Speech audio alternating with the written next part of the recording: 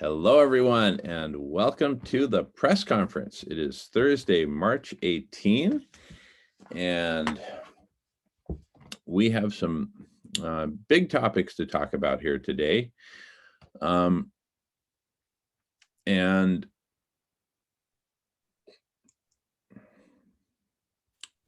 I want to start by sharing an image. We've been working a lot, and this is building off of the email I sent out last night and the video we recorded a couple nights ago with Marco. Quick showing of hands. Raise your hand if you saw the video or even parts of it that we recorded with Marco. Awesome. Thank you, Simon. And thank you, Sarah. Awesome. Great.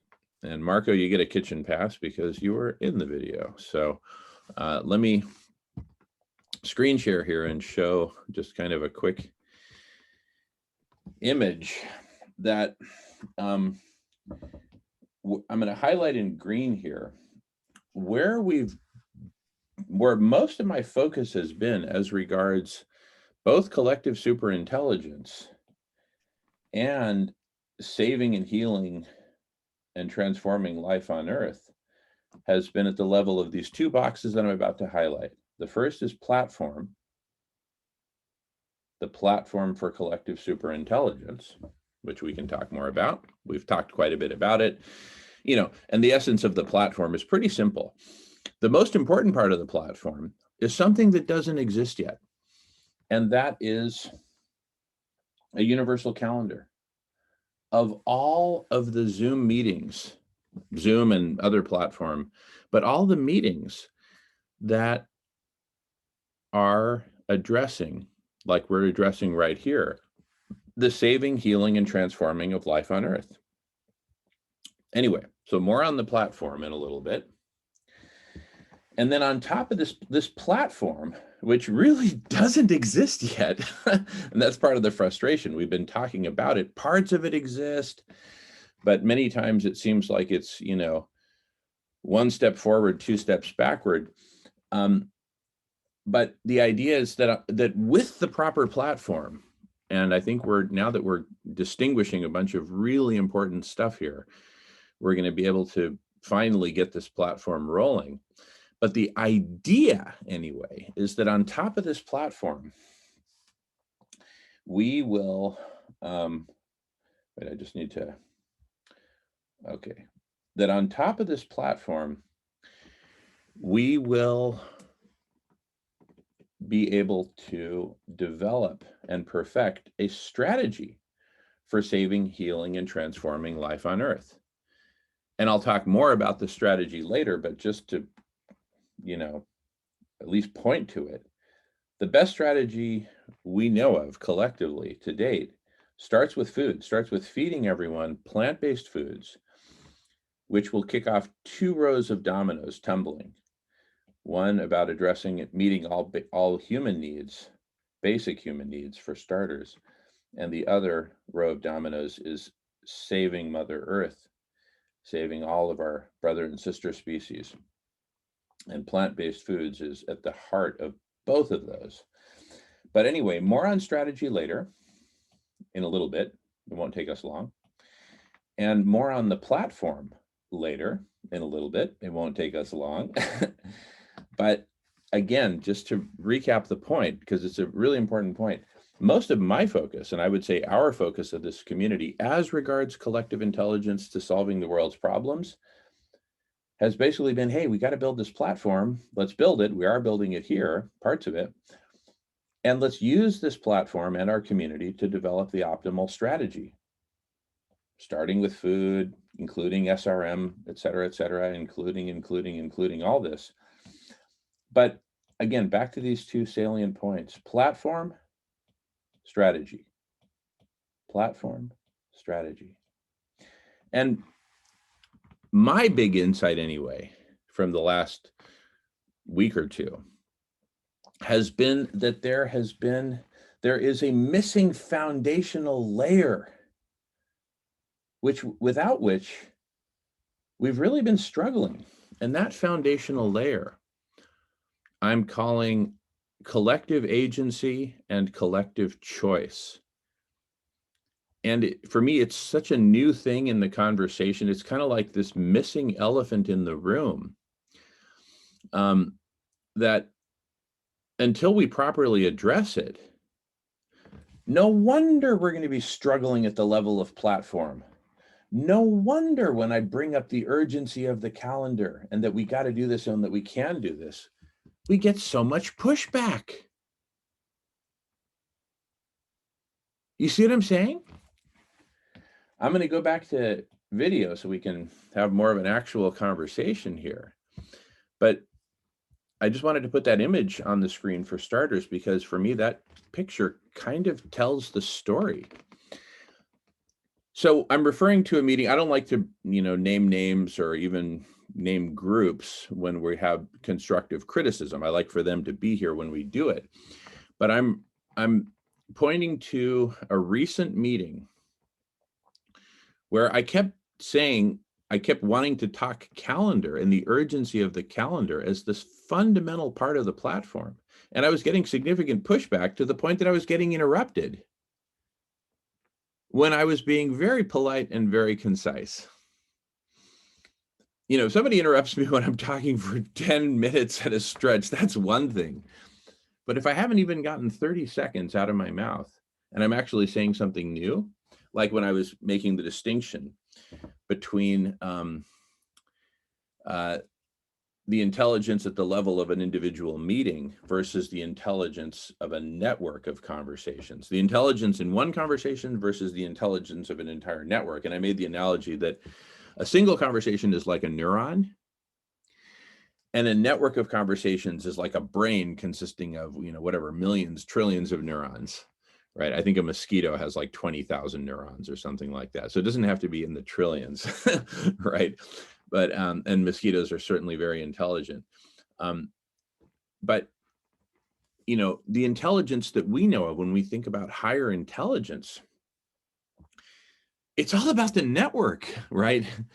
No one ever shows, I don't know of a single neuron ever winning a Nobel Prize, for example, or ever winning anything, right? A single neuron, all it can do is what it can do, fire in this case. Now, I'm making an analogy here, so I hope you're bearing with me, and if not, just raise your hand and say, Jamin, what the heck are you talking about? But I'm making the analogy that a single conversation is like a single neuron, and a network of conversations is like a brain consisting of a bunch of neurons that all work together. Our collective brain, to a first approximation, barely exists. Yes, there's a whole bunch of conversations happening, and yes, they kind of sort of know about each other. More accurately, a given conversation kind of knows about its near neighbors. I know about, the Money Free Party. I know about Kiko Lab. I know about, Humanity Rising, and I know about Rebel Wisdom, and I know about, a bunch of other conversations. I don't know a lot about them, and I don't have anything like programmatic knowledge about them. And I certainly don't have the facility that I can just bounce in and bounce out, bounce around, right? So whatever knowledge exists between, or connections exist between the neurons, are few and far between and not very strong, right? And so what I'm suggesting about the platform, the key missing piece of the platform, the key first piece of the platform for collective superintelligence and bringing together this network of conversations, is that we put them up on a universal calendar. Have a map. Make it searchable, make it discoverable, make it something. But this map doesn't exist, right? Remember those early maps where they'd show like, the new world, and they'd show like these floating dragons in the ocean and stuff like that, and how they were totally out of scale. South America would just be like this little blip or something, and, England is this huge thing, right? But at least South America was on the map. Okay, the map may have been way out of scale and all this and all that. You can criticize the map to the ends of the earth. But guess what? At least there was the beginnings of a map. We don't even have the beginnings of a universal calendar of collective intelligence applied to the saving, healing, and transforming of life on earth. And going back to the image I just shared of this 3-layer cake: collective agency and collective choice, platform, and then strategy on top of that. The missing foundational layer of collective agency and collective choice, I think, is crucial. And I think it's the reason I was getting interrupted so much the other day and being shut down about this crucial universal calendar as the crucial first step of the platform, is because most people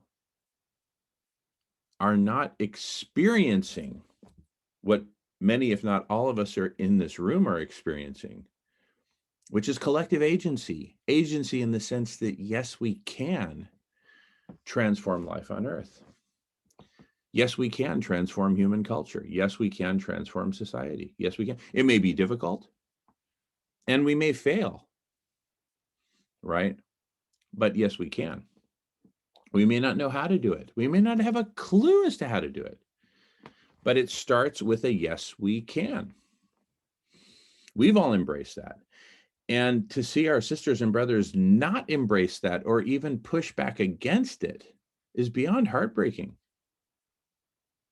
I think it's at the foundation of why we are destroying life on Earth, because people do not yet believe and get in their heart and soul and mind and gut and spirit that yes, we can.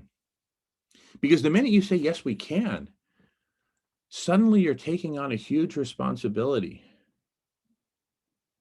Yes, you individually are taking on a huge responsibility to, number one, get together with the rest of the us who gets that yes, we can. And number two, to take on this Herculean task, seemingly Herculean task of how on earth do we do it? Okay, yes, we can. I got it. I'm here. I'm on board. I'm taking responsibility.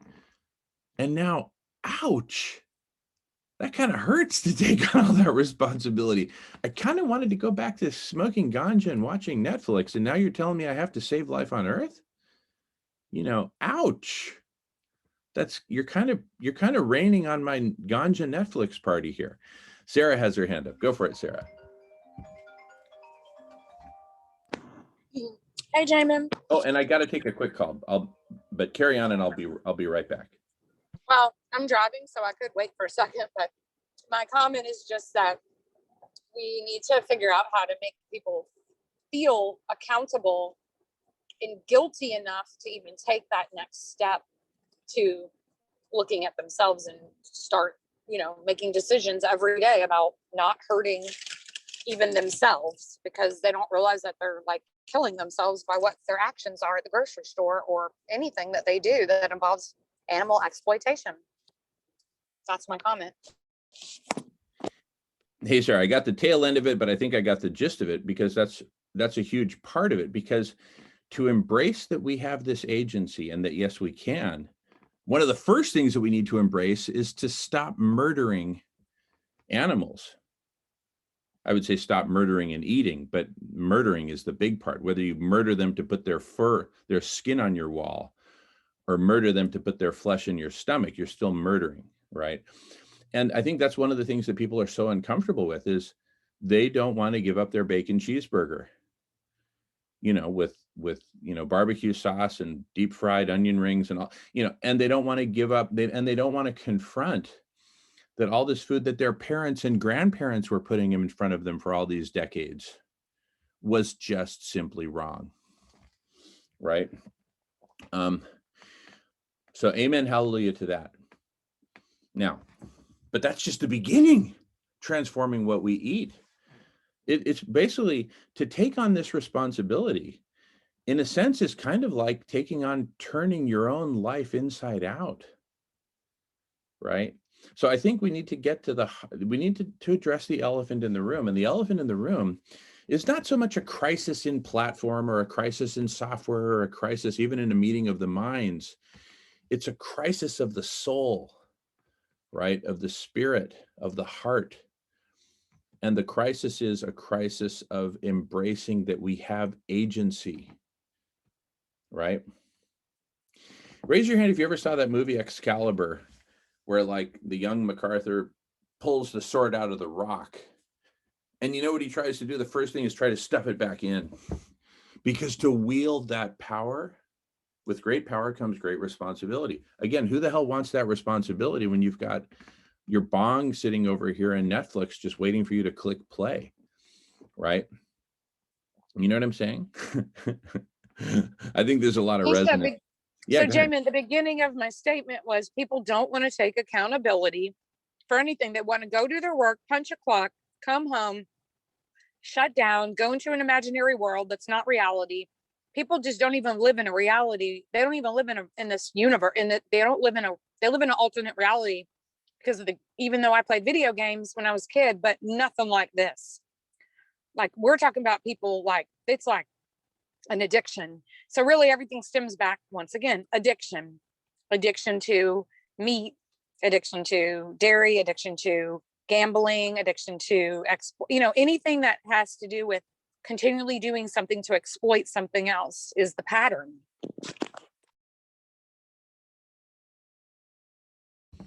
Totally, Sarah. Very well said. And I think you kind of you illuminated something for me when you said people just want to go to work, punch the clock. At the end of the day, feel like they've done their part, and now they can enjoy. I keep pointing to ganja and Netflix because I used to do a lot of both.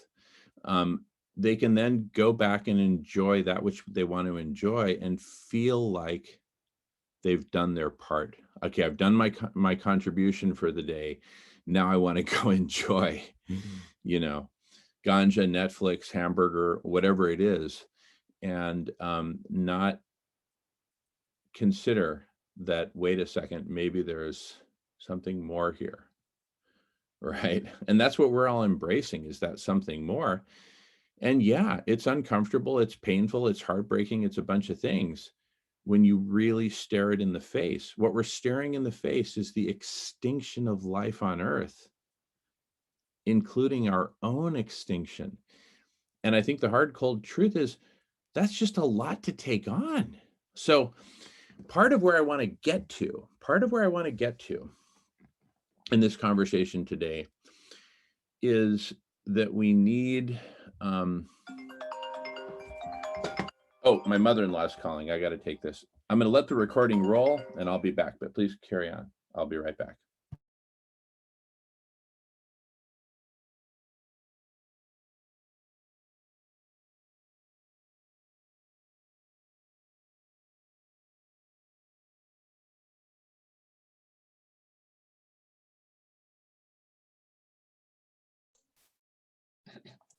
I'll say something whilst he's gone. Somebody needs to. I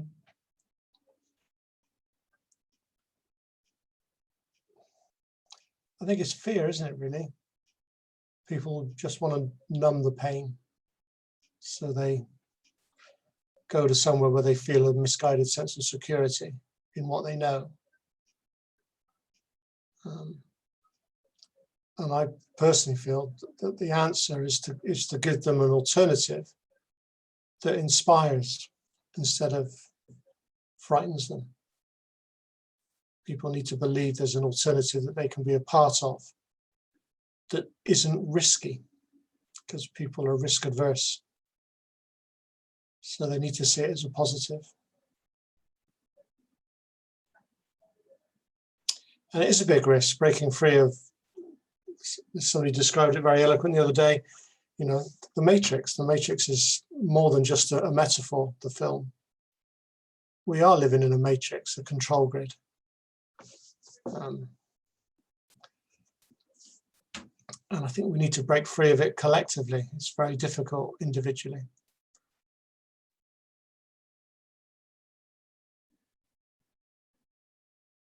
That's what Dr. Rao says, because we're not in the Matrix anymore, because I didn't actually enjoy that movie. However, when Dr. Rao explained it, I actually understood what it was about. It's like you either take the red pill or the blue pill, and then you come out of it. That's why everybody's freaking out about this vaccine and all of this stuff, because they just keep watching TV and everything just keeps fading. It's like blurred lines, right? Like first they say 6 feet. Now they're saying, okay, well, you can do 3 feet now. Okay, well, it's like they're making up the rules as they go and they don't even know what the rules are. And people are just following.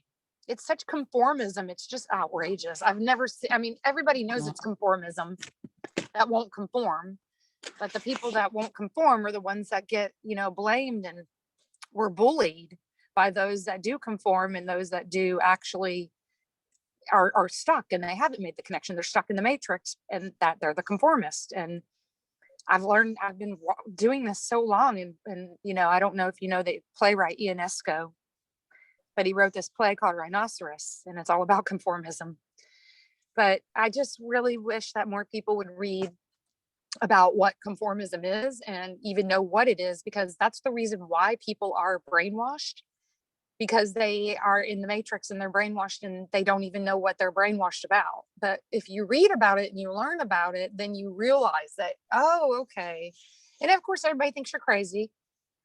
But, it's just a chance you have to take, because at the end of the day, now everybody's coming back to us and saying, oh, yeah, I'm plant-based. Oh, I'm plant-based. Oh, yeah, I love those Beyond Burgers. And it's almost like their way of saying, yeah, you're right, but they won't admit it. And it's just all about ego and power play. To me, I feel like it's about ego and power play, because that's what bullies feed on.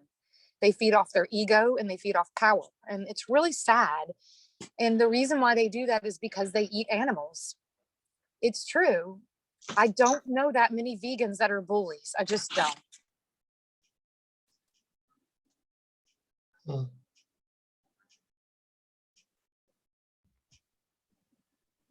Good point, Sarah. Yeah.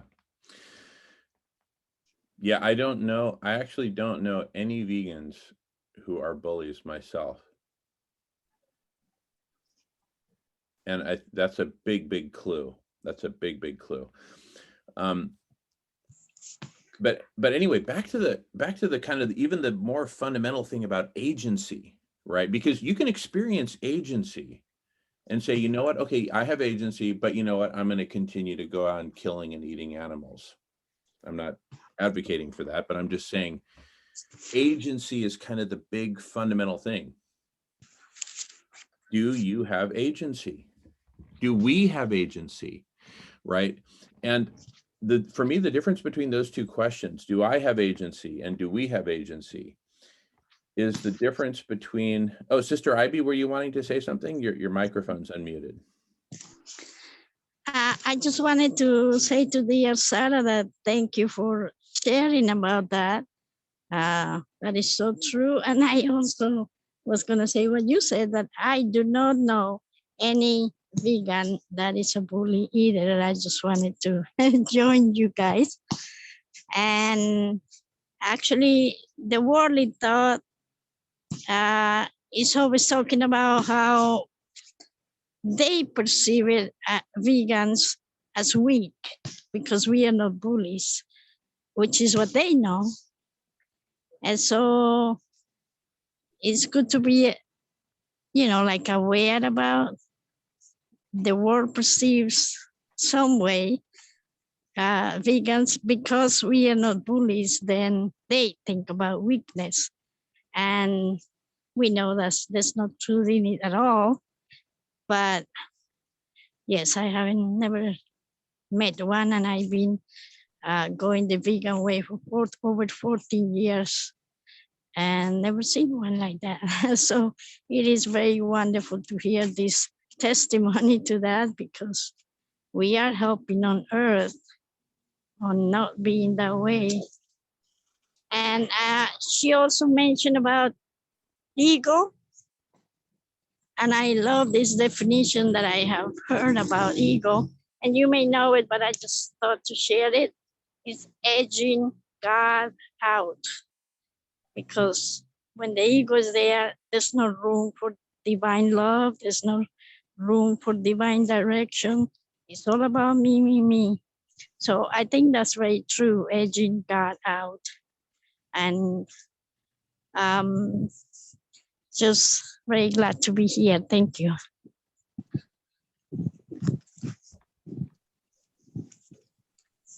Beautiful, beautiful. Thank you, Sister Ivy.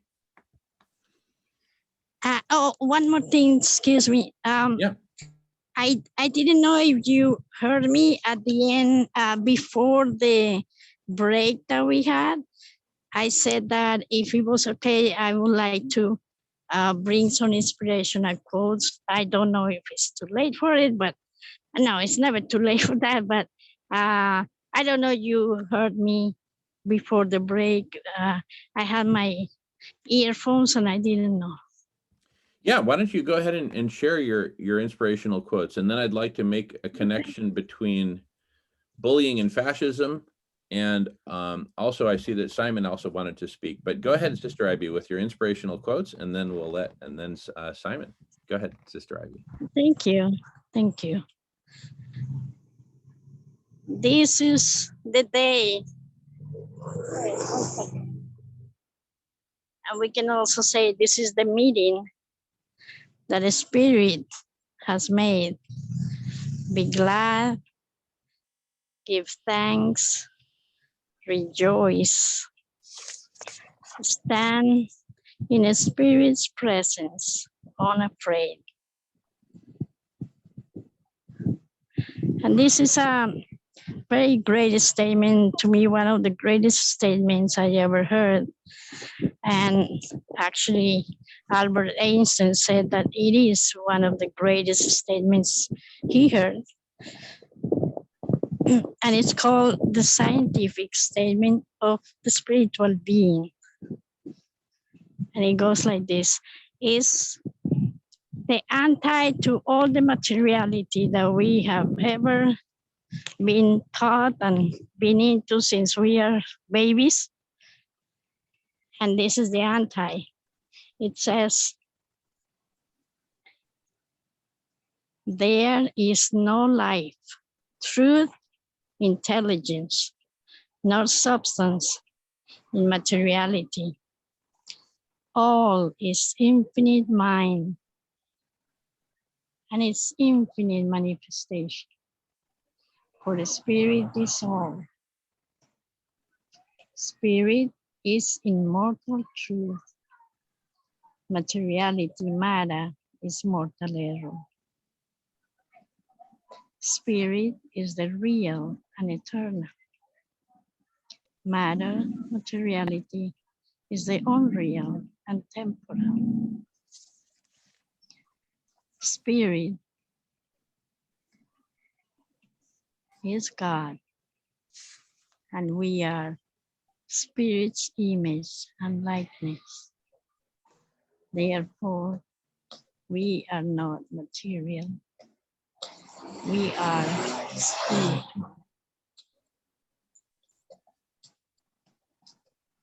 And I thank Divine Mind that is governing this meeting, it's governing everyone.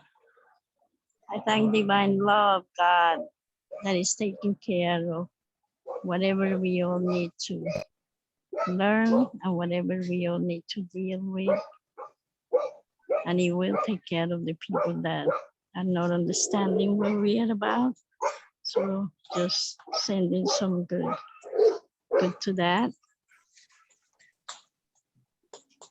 And we leave this meeting in the hands of that universal wise mind to govern it, so that nothing else can come in but that wisdom. So it is.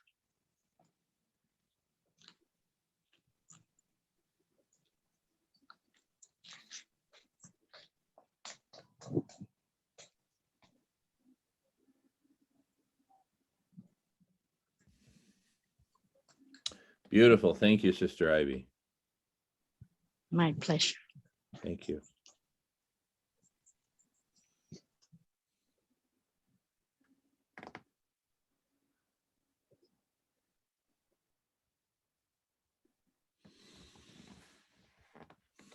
All right, Simon, you were waiting to speak. Thank you for your patience. No worries. Yeah, I was just going to ask, obviously Kiko Lab brings something very significant to the table. And obviously I picked up on the tension a wee bit on the call last Monday. And I just want to hopefully make sure that, you know, it can be resolved, because there is a working relationship there to be had.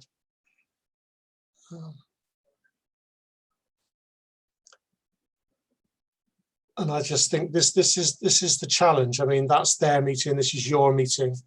And you said very clearly on the call I listened back to earlier today with you and Marco about, you know, in a super calendar, or what you call it, you know, a collective calendar, you bring two groups together, it's one conversation.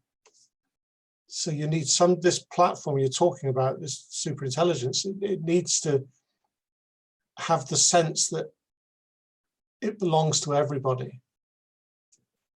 I think that would be a really major step forward, to create something that people with their own things can plug into, so they, you know, their ego is fed, if I can put it that way. But at the same time, you know, they're very much aware they're part of something bigger.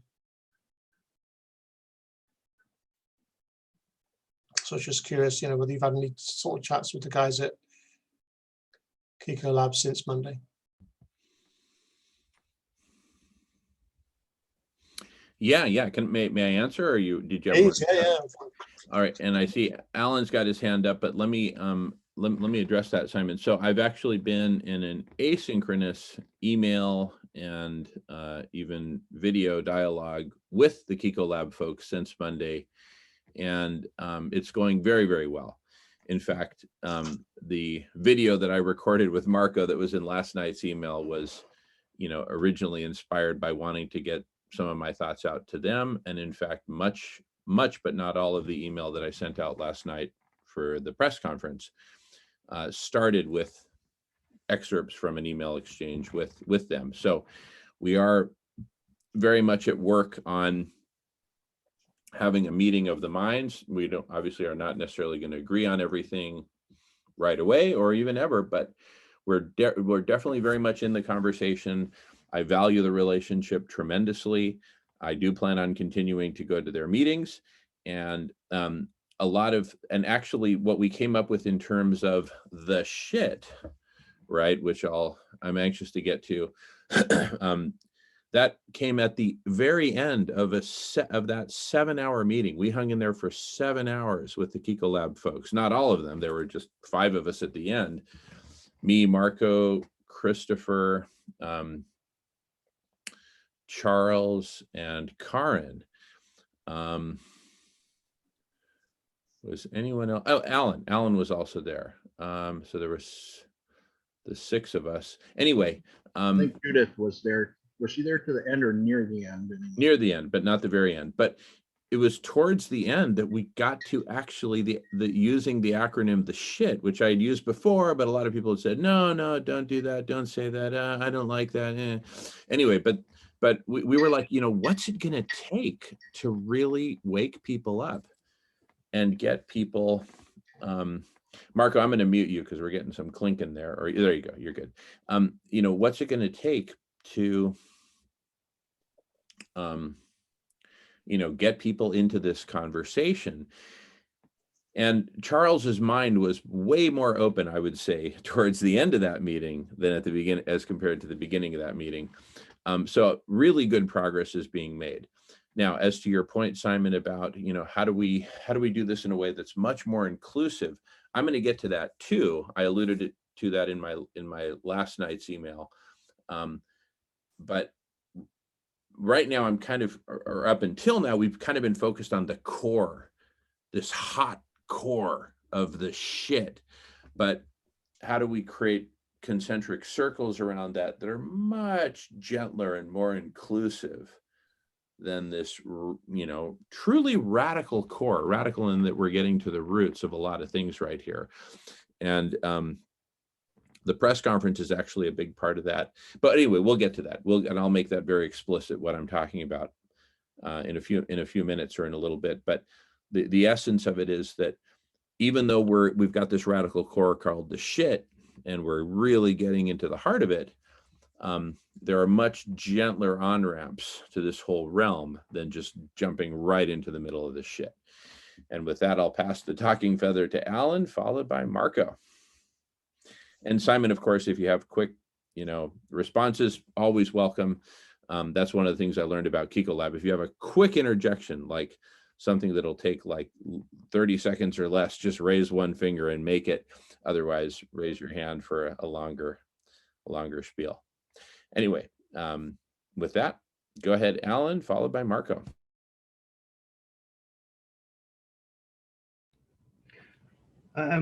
Yeah, I think there's opposition or resistance to somebody coming in with their own website. It's got a calendar on it saying this is the universal calendar.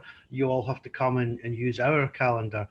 But if it was software which is embeddable, which could then be embedded on a page in every website that agrees to have the calendar and to join the calendar, and then editable by whoever it is that designs their website, they can add their appointments on it, and it's on their website, and there's no specific website where this is where the calendar exists. It exists on all the websites who join in because it's embeddable.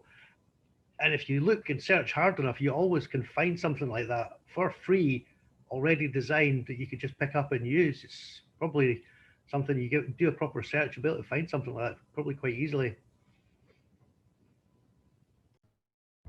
No, very good, very good. And just to be clear, when I was proposing the universal calendar, I wasn't proposing that, hey, I've got mine on my website and I want to interject it here and or anything of the sort. I was saying, let's get together and build it. And we've been talking about doing it as a decentralized thing, very much along the lines of what you're talking about. So I just wanted to make those quick footnotes. And with that, I'll pass the talking feather to Marco. Hey, thanks, Jamin. I might have missed some of the conversation here. I'm sure I did because I had to do some side messaging, and I apologize if I'm covering over something that was said. I don't know if anybody really noticed that form we were filling out that Vincent was developing is like a key part of the calendar. You know, that although he comes to the Kiko Lab meetings, he's part of Kiko Lab. You know, he did that on his own, and Charles had said, "Oh, that's great that you've done this." You know, we weren't, you know, we're still in talking phase about it, but hey, that's great that you did that. I don't know if that was clear to everybody that, you know, that's a valuable part of that universal calendar, being able to sign up. You know, that form. I think we spent kind of a lot of time with people here trying to work on it, and we're having some difficulty. Am I anywhere in the vicinity of how I'm thinking that that's important?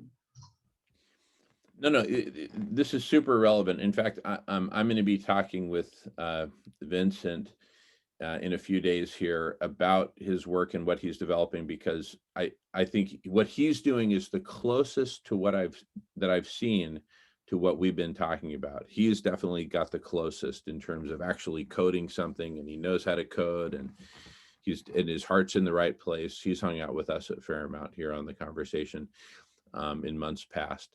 So anyway, that's an ongoing conversation. But the kind of the larger point about all the resistance that we're talking about is not really resistance to specific implementations or the specifics of an implementation, but it's like not even wanting to go there at all and say, yes, let's have a conversation about the urgency for a universal calendar, because it can be so simple, right? Anyway, much more to say about that. And I kind of want to delve into this kind of dialectic between the shit as the center and then the larger, more inclusive space, which for the moment I'm referring to as SNAC.bar, the social network of actual conversation, something which doesn't exist either. But the universal calendar would span all of that. But the simplest idea is that you could say, hey, look, now I just want to see what's going on in the shit, the core, the hot core of it, right? Versus, no, show me everything, or, oh, only show me stuff about permaculture, or, oh, only show me stuff about, you know, stuff that's not right in the core. Anyway, we'll delve more into that. But this is a great conversation. So let's keep the keep the talking feather passing around, and I'll screen share and delve in more when we're ready. Okay, good, cool. Because I was when I started filling out the form and understood there were a couple places where I didn't quite understand the options, and then I realized I just needed to like close the field out. And I was pretty excited about how well it worked. Yeah, no, Vincent's working on some really good stuff. Really good stuff. Simon, yes, go ahead. Just want to say I love how Alan's describing it, that it's a tool that can be made available for anybody to implement into their own system, because it's a very generous sort of giving thing. It's like saying, you know, we've got this going on, but, you know, we're happy to draw your attention to this whole other vista. It's a very cooperative, collaborative mindset, isn't it? Which is very often, you know, very often missing within just the sort of mainstream business environment, which is all about, you know, protecting things and keeping your cards close to your chest. It's part of the shit that you're talking about, that sort of culture, isn't it? We want to get past. Although there's this contradiction of shit in terms of that analogy and you know, the saving, healing, transforming life. That's the confusion you need to get past in people's minds. Exactly what it is you're referring to.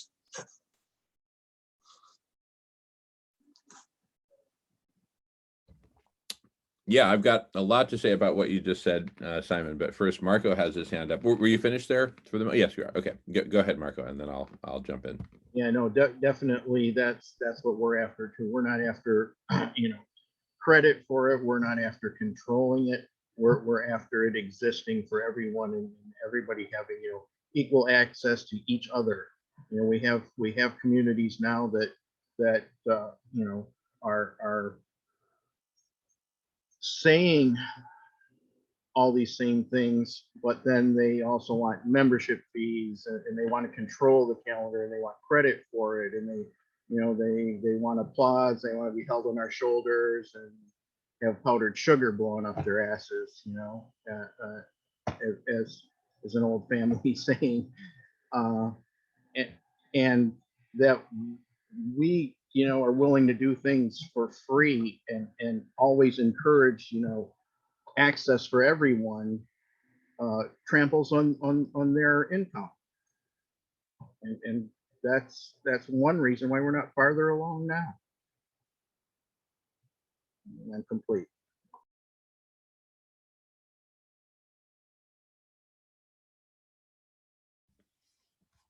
All right, beautiful. Yeah.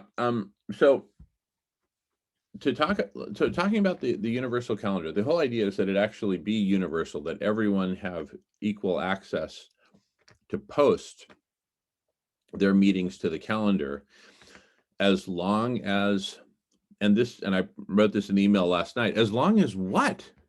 You know, what's the bar? What's the, you know, the criterion or set of criteria that determines whether something is fits within the calendar? So what is it, right? And that all needs to be worked out, and there's not necessarily easy, simple answers to those questions. Now, everything that becomes decentralized first starts somewhere, right? And where it starts is probably not decentralized from the get-go. It probably starts as something centralized, right? And so, and I don't see anything wrong with that. There's no contradiction there to say, hey, let's start with this. The intention is that it become decentralized. But for starters, let's prototype it on this website, right? And so I'd like to go there actually and talk about that, because, but even before that, I just want to cover the key points of the shit, which for me is like is this one very specific and very radical thing which I think is the shit. Now I'm using two different meanings of the word shit. One is the acronym S.H.I.T, saving, healing, and intentionally transforming life on Earth along the lines of this specific paradigm that I'm in the process of articulating. The other is the more colloquial, oh, that's the shit, like that's cool. What I'm saying, this is actually a precise statement. The shit, capitalized acronym, is the shit. It's cool. It's the thing. The thing, I think, would be the way of saying it.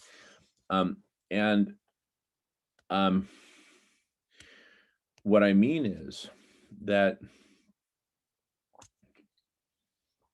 I really think we're onto it with this narrative that goes like this: collective agency and choice, along the lines of what we've been talking about in the last hour. The platform with the universal calendar as central to that, pretty much the heart of it, being built on top of this foundation of collective agency and collective choice.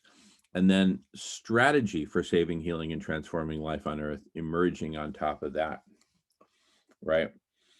That's really at the heart of what I'm calling the shit. Now, that strategy, I don't think anyone has it perfect, but the closest thing I've seen to perfection in the realm of strategy is starting with food first, feeding everyone plant-based foods, and kicking off two trains of dominoes, one meeting human needs, the other saving, healing, and transforming life on Earth generally, saving Mother Earth and all of her ecosystems and children species. And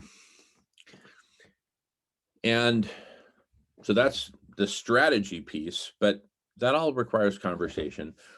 The essence of the platform is a network of conversations that talks about all these different things, that talks about strategy, yes, and that there has dozens or hundreds of separate conversations about the different parts of the strategy. Yes, yes, yes, yes, yes. That also has dozens or hundreds of different or thousands of different conversations about the different parts of the platform, the decentralized aspects, the calendar, search, AI, bots, filters, social networking features, et cetera, et cetera, et cetera. Yes, yes, yes, yes, yes, yes, yes. And within the network of conversations, we also have conversations about this foundational layer of collective agency and collective choice. Do we have agency?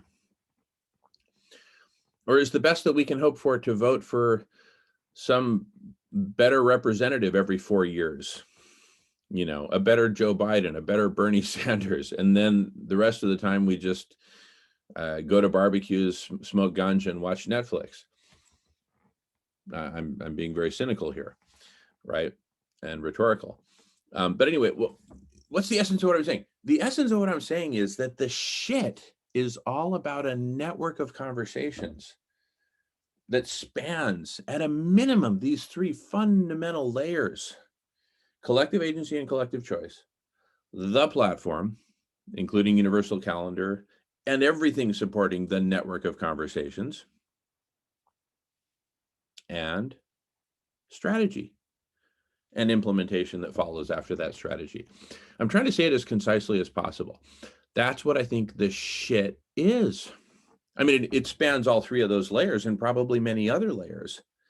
But at its heart, at its core, it's about saving, healing, and transforming life on Earth through collective intelligence, through a network of conversations supported by a universal calendar, supported in turn by this foundational layer of collective agency and collective choice that says, no, we may be victims according to this, that, the other, but we're stepping into our power and we're saying, yes, we can. Was that concise? Did that convey, or am I just like some idiot foaming at the mouth here that everyone's just like, what? That's boring, or that's too, I'd love a little bit of feedback. May I? I give you feedback. Nothing like that at all. It's very wonderful. Thank you. Oops, sorry. I can't get my hand up. Sorry, I didn't mean to. Go ahead. No, Sister Ivy, you're totally fine. You're the only lady in the room right now, and ladies first. So you get to talk whenever you feel like it. Don't worry about it. Just jump in. And thank you. And Simon, yes, go ahead.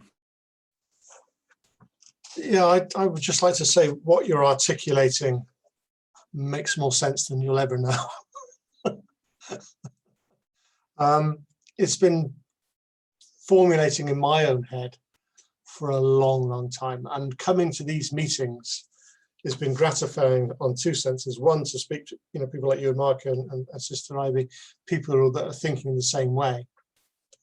And also it's helped me pull it all together. I mean, all the strands that you're talking about, how to put them all in one place and pull them together. And I have to say, nothing's ever perfect, far from it, but it can evolve all the time. And I like to think I've got some ideas. And if I had some thoughts that encapsulates or incorporated a lot of what you're talking about, could I get some help, do you think? I mean, is that what this group is all about? Absolutely. This group is all about saying, hey, I've got this thought that seems to encapsulate, I want to articulate it this way. What do you think? Absolutely. I'm not the only one who gets to foam at the mouth here. Yes, go ahead, Simon. Okay, well, I set up what I don't bore you too much, but my business grew out of, or business concept, because it's still very, on the launch pad, grew out of my disillusionment with the business environment, which is where I gravitated because I just couldn't stomach the corporate world. I think there's parallels there. And I set it up as a cooperative because I wanted it to be a cooperative. But I've since come to realize that that really doesn't mean that much to people. It's the ethos behind it that really matters. And cooperatives in the UK have got very onerous restrictions, and the way it's structured, it doesn't allow for flexibility. So I was actually on a call today with a franchise, not a franchise consultant, a cooperative consultant in the UK who kind of agreed with me. So it's very likely that I'll just change it to a straightforward limited company, which means I cannot have the co-op domain.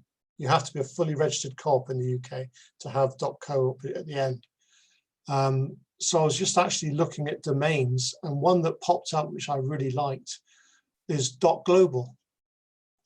And I'm thinking of registering the company as just communities.global, with the idea of building something which is relatively flexible, where I could implement all that I've got in mind in the UK, but still lends itself to others doing their own thing autonomously and decentralized in their own backyard. Because at the end of the day, that's the only really thing you can do in real sense, in your own backyard, in your own locality, but at the same time sharing everything with others. So it's a learning experience, super intelligence for everybody. And I think the strength that I've got is this idea that I got from Silesh about receive what you need, give what you can. If everybody that gets involved, in a lot of instances, may contribute freely because they just want to be involved and because they have no financial pressure, and others that are contributing a full-time commitment may take a living wage but no more, because they know what we're trying to do collectively. This culture is saving and healing, and the last bit escapes me. So it incorporates all you're talking about within a new type of as you've put here, compassionate entrepreneurship. So that's where I'm at. I love the idea of, I mean, it's basically what's on the landing page of Kiko Lab, what it says there. A coming together of ideas to actually make a cultural shift. If I'm explaining myself, I seem to be rambling now, but it's about taking all that you're talking about and putting it into one place for me in the UK, so that I can implement all these various strands within the context of an enterprise. With feed in the just communities, each project within each community, if you take a look at the website and get your head around how it works, the cornerstone project would be food healers. So I've started to research the very vibrant and, as you would imagine, passionate vegan community in the UK. It's easy to identify these people around the UK. So I could find people that want to run just communities wherever they are, because they understand our primary motivation, our primary strategy is food healers. That hopefully will give me the launch pad I'm looking for.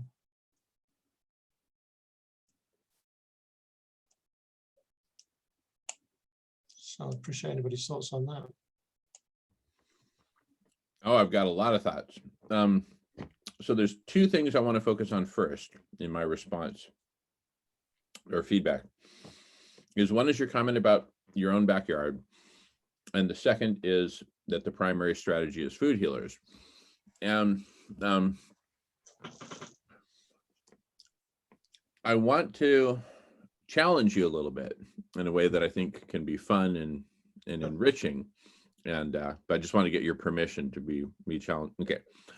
So my challenge is, when you said ultimately the only thing you can do is really in your own backyard, and that yes, we can share with each other and all that, right?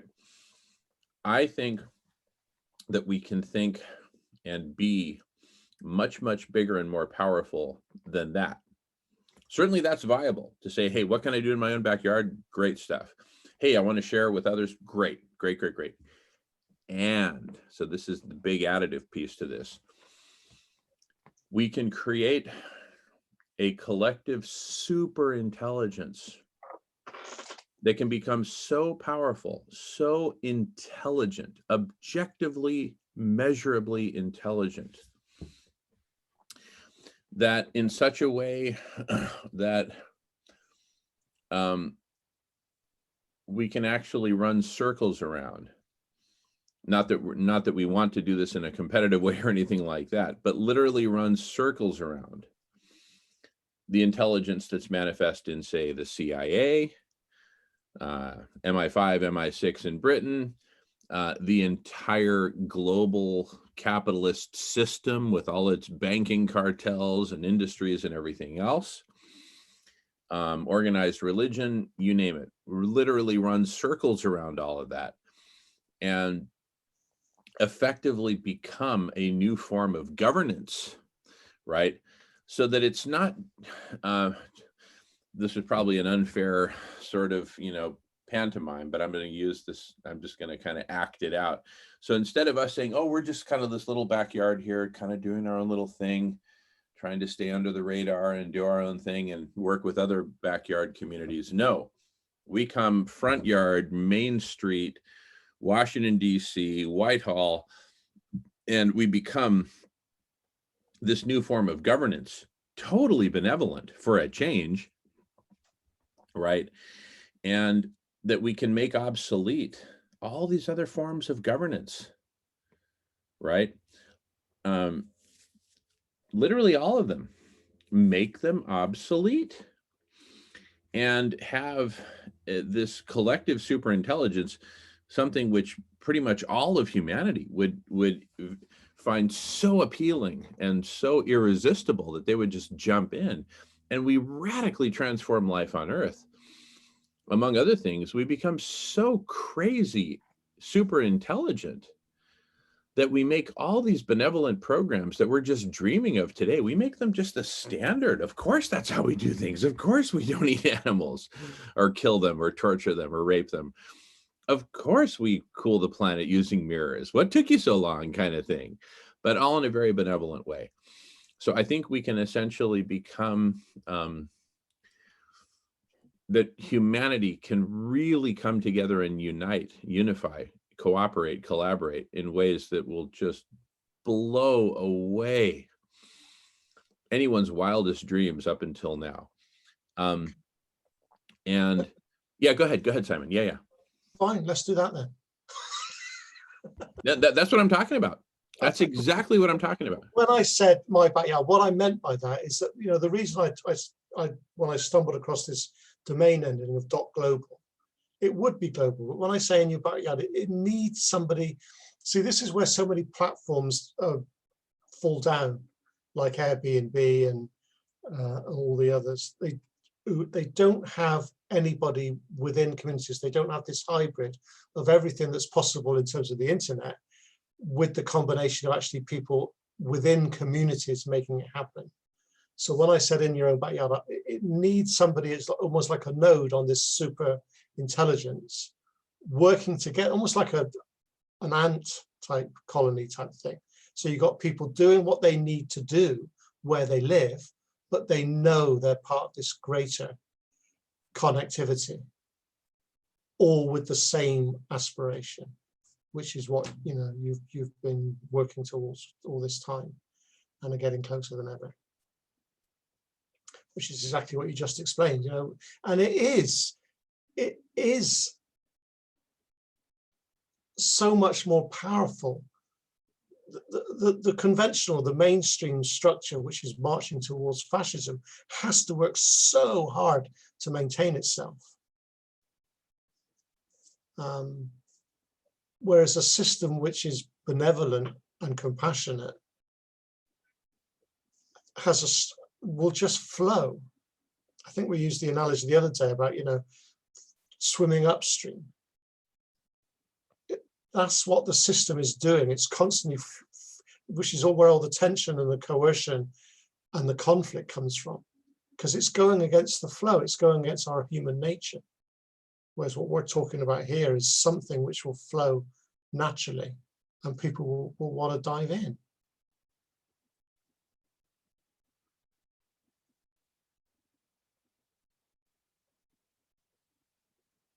Beautiful.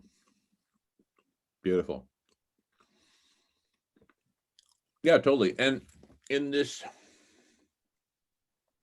though I don't really like the origins of the term, in this new world order, right? Forget about the historical origins of that 3-word term.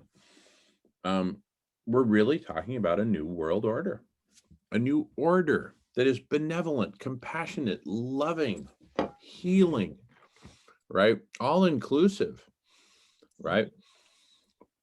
In this new world order, I can envision us getting together, tens of thousands of groups, tens of thousands of meetings happening, conversations happening, all of which lead towards a Barcelona tower. And you know what I mean when I say Barcelona tower, thumbs up, yeah? Okay. Let me pull up the image. This is an analogy Oh yeah, I'm with you. Oh, you with me? Okay. So a Barcelona tower of a 20-kilometer long industrial complex that is just cranking out mirrors upon mirrors, big round floating mirrors that then get deployed in vast arrays in the oceans by millions of people, specialists and shipping companies and oceanographers and everything, just working at a fever pitch. What a beautiful sight. Can you imagine? I mean, I'm just saying that's just one of the little manifestations, not so little, actually gigantic, that will literally change the face of the planet. Go ahead, Simon. I just had one question. It was on my mind when this came out the other week. I don't know if you know the answer, but why don't solar panels act like that? No, the thing is, solar panels, their job is to actually do the opposite of mirrors. Their job is to absorb photons, not reflect them back into space. Wouldn't it be great if somebody invented a solar panel that did both? Well, you could imagine a solar panel. I think the most efficient now are something like 26% efficient or something. I could be totally off the mark there. But of the photon energy that's landing, 26% of that gets converted to electricity. Theoretically, the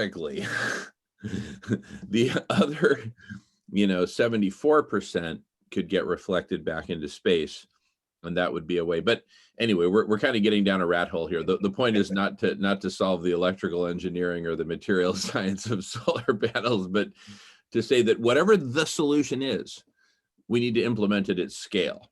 And so I'm just saying, in addition to a whole bunch of really cool backyard stuff going on, which I'm not at all opposed to. We're doing a major backyard thing for Los Angeles right now. There will also be made huge planetary scale operations going on, right?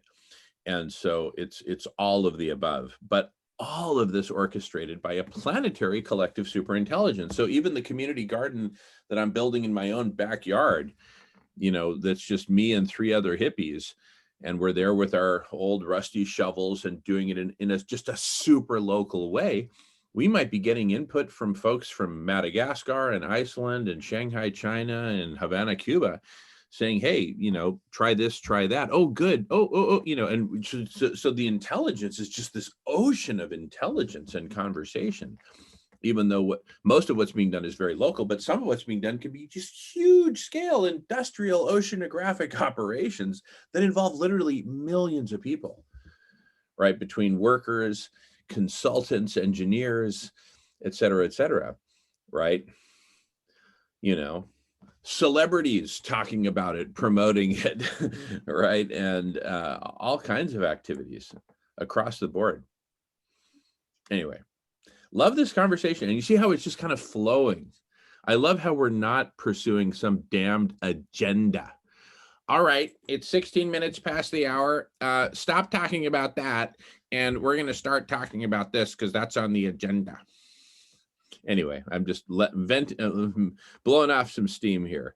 Nashif is still connecting to audio, so I can't welcome him properly yet. Meanwhile, Marco, go for it. Unless if you're complete, Simon. The moment, yeah. Oh yeah, good. Marco, go for it.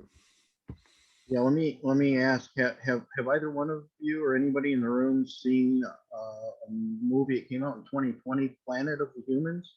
It's a documentary. I think I have. Was that the one that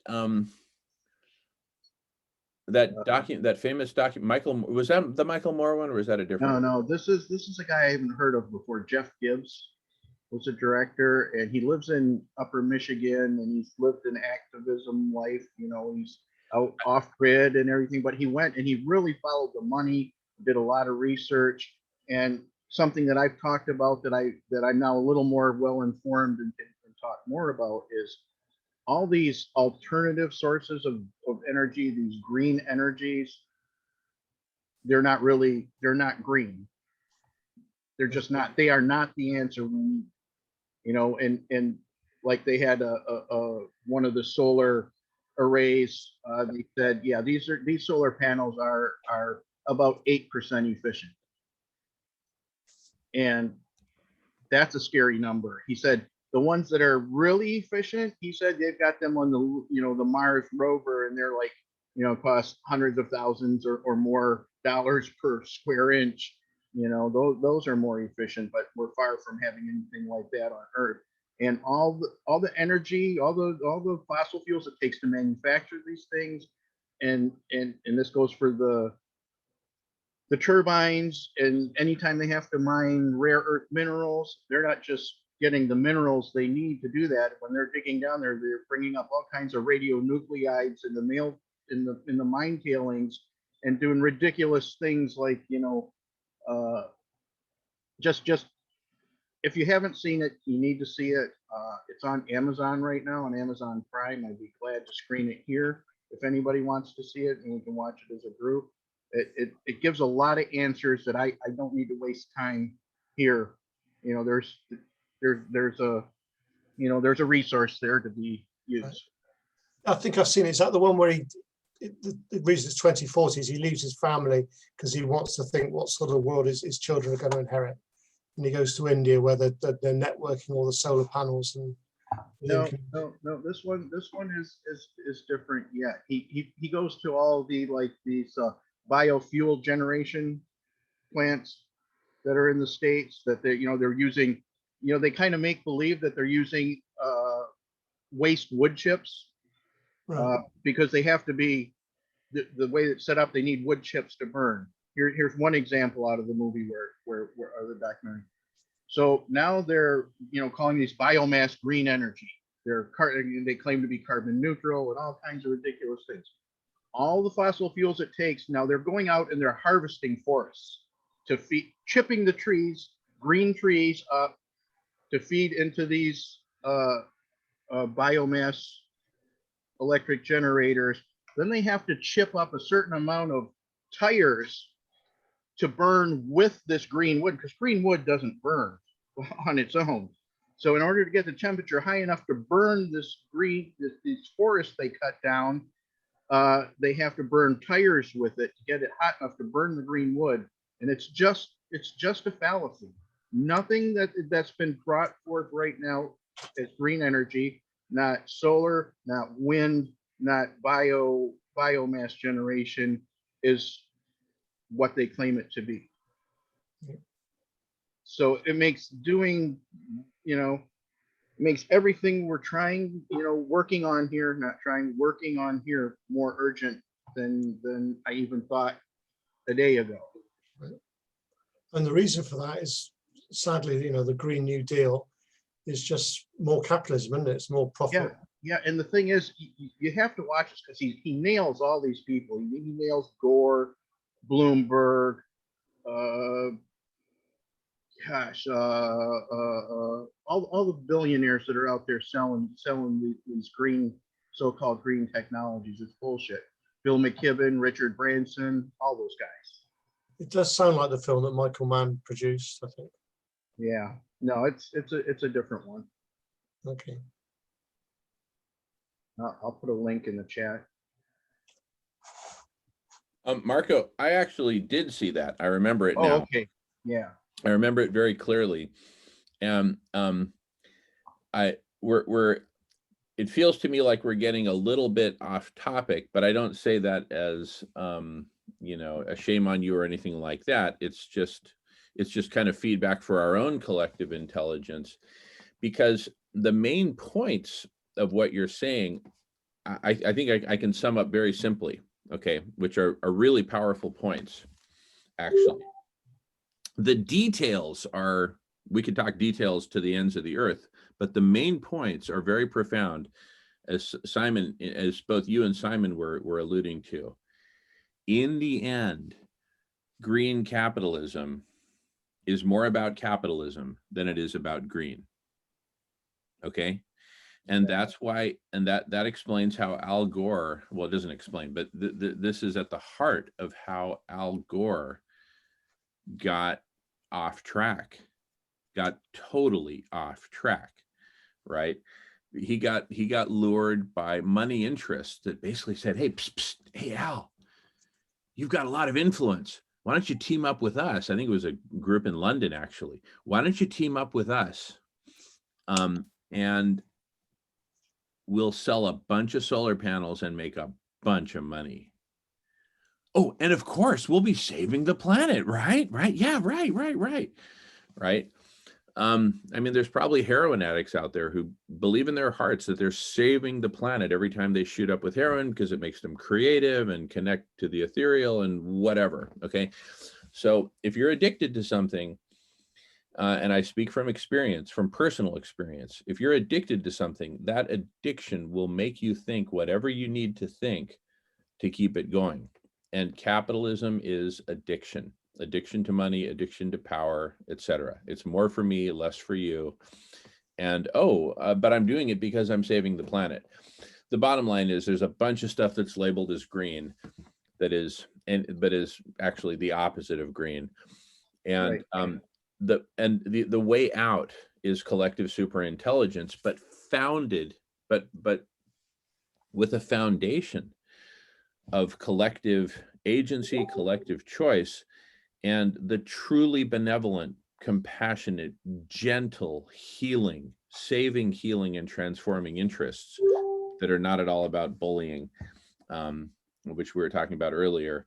And I've been wanting to make the connection for a bit now about capitalism, bullying, and fascism. I think all three of those ultimately go hand in hand, right? So I'd love to kind of get back on track to the main thread here, rather than No. I was saying that, go watch it. We can watch it another time. I didn't want to detract from the track. I just want to say it just drives home the point how much more urgent we stay on task here. Absolutely. Absolutely. Thank you, Marco. Good stuff. Good stuff. And that wasn't a criticism, by the way. It was just kind of like, yeah, it was just kind of feedback. So,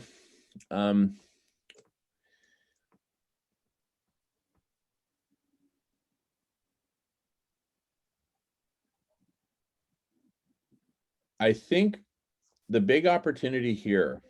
So remember we were talking about, so there's the SHIT, which is all about, getting to the heart of these topics, which may be very challenging for a lot of people. I mean, my goodness, if our friends at Kiko Lab are challenged by the opportunity of a universal calendar to actually bring us together so that we can actually get serious and get straight and get real about what's happening, what the solutions are that are urgently needed, et cetera. If our dear friends at Kiko Lab are challenged to the point of interrupting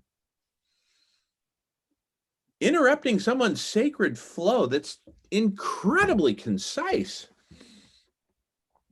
can you imagine what the reactions of everyday Joe are going to be to this? You get what I'm saying? Now, I say this because I think we've got a solution to this conundrum, right? Which is, and I'm going to call it the mustard seed Uber strategy. Looks like Nashif is back. Let's make sure we welcome Nashif when his audio is connected, and welcome back, Sarah.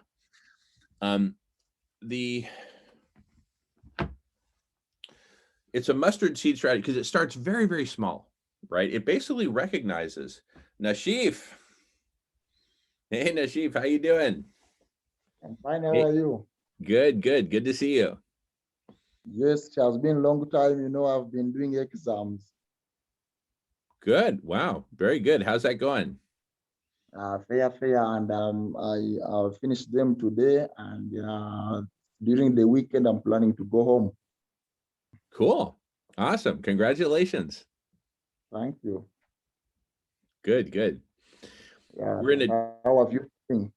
Good. We've been good, and we've been intense. We're in an intense conversation right now.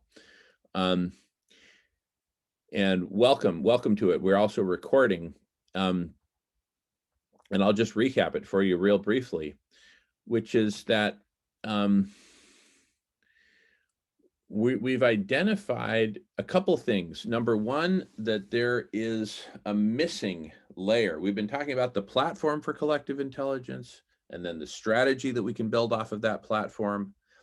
But what's been missing is a foundational layer that addresses what I call the elephant in the room of our collective agency, that yes, we can, right? And that's one big thing that we've uncovered that we're now addressing. Okay. The second big thing is that those of us who get this or are even open to getting this, and that's a big deal. It's one thing to get this. All of us here basically get this from my perception. But what we're finding is that the people who are open to getting this are very few. The people who are open to getting that we have collective agency here, that we don't quite know how to use yet, but we'd better start talking about it if we want to have any hope of using it. The folks who get that we have collective agency are very few. And the folks who are open to getting it are very, very few. So what do we do? Okay, I have a proposal. It's very simple. We, number one, recognize that reality. We don't fight against it. We don't, get angry or frustrated at people who don't get it. We recognize it. and we say, okay, my proposal is we put out a dog whistle. Wave at me frantically if you don't know what I'm talking about when I say dog whistle. Okay, can you not use the word dog whistle, please? Well, actually, there's nothing How about an alarm? How about dinner bell? How about ring the dinner bell, please, please, please? All right. So here's what I want to say. Thank you, Sarah. That's fair. So let's say there's a dinner bell that we can ring that only a very small percentage of people can actually hear, right? So let's call it the ultra low frequency dinner bell. Let's put it in those terms. We're ringing the bell frantically, but only a few people can actually hear it. Let's ring that bell, ring it loud, but know in advance that only a few people can hear it. And but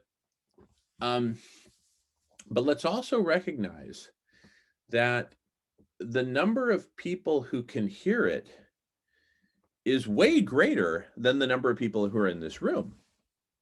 There's probably on the order of, I don't know, maybe hundreds of thousands to millions of people on the planet, which is still less than 1 in 1,000. 1 in 1,000 humans on Earth is 8 million people.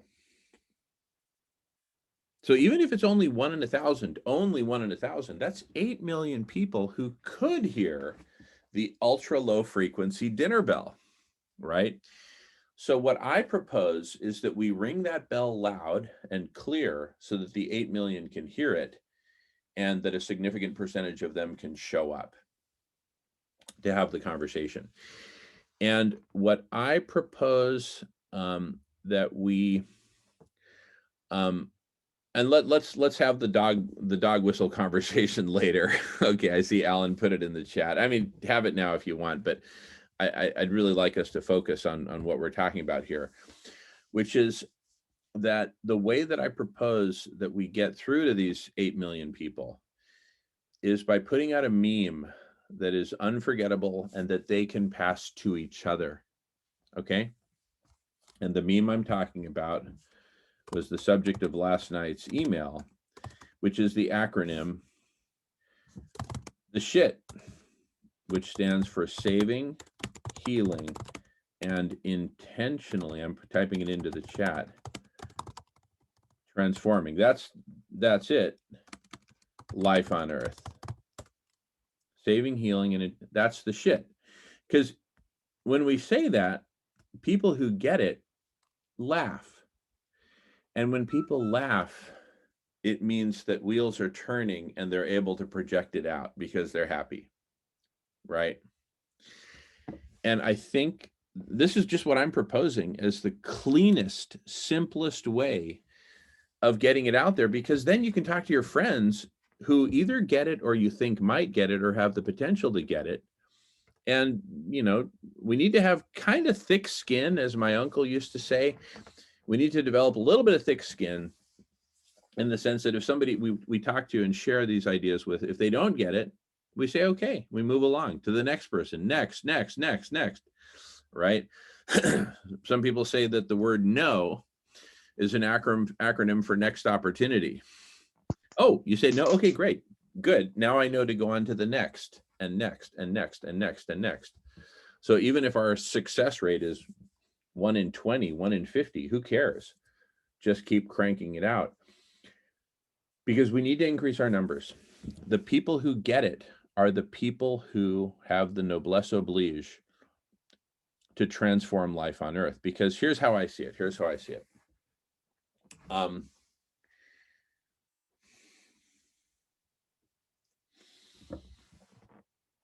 As we put out the message with a meme and a brand, and yes, I said brand, the brand, the SHIT, the saving, healing, and intentionally transforming life on Earth, and that we associate that with everything we're talking about here, with agency, with platform, with strategy, with food, et cetera, et cetera, et cetera. We associate all that and we say, oh, you heard the message about the SHIT? Here's what the SHIT's all about. And we tell them, bam, here's what it is, right? that as we do that, and as we get more and more clear and concise and powerful about it, more and more people will be able to transmit that message, and more people will come here, not necessarily to this conversation, but to one of the conversations in the network of conversations. Okay. And I say that we build the initial calendar not to be the universal calendar, but to be a precursor to that. I'll type it into the chat. Precursor to universal calendar. And I say that this precursor be what I'm calling the S calendar. Wait, it keeps editing what I'm writing. S calendar. And yes, I meant, okay, good. S calendar equals the shit calendar, or scalendar. I kind of like the term scalendar because it sounds like scatological. And by the way, it's not that I'm trying to be some disgusting, rude person or anything, but if we're going to hang our hat on a meme that can really spread, I really think we can spread this shit around. I really believe that. I'm serious, because there's a gazillion and one things out there called, the life-saving group. Oh, Humanity Rising. Oh, Unify. Oh, the this network. Oh, the Life Network. Oh, the da. Oh, shit is my answer to all that. It's time to throw down a brand and a meme and a message and a movement that can spread, right? That can spread.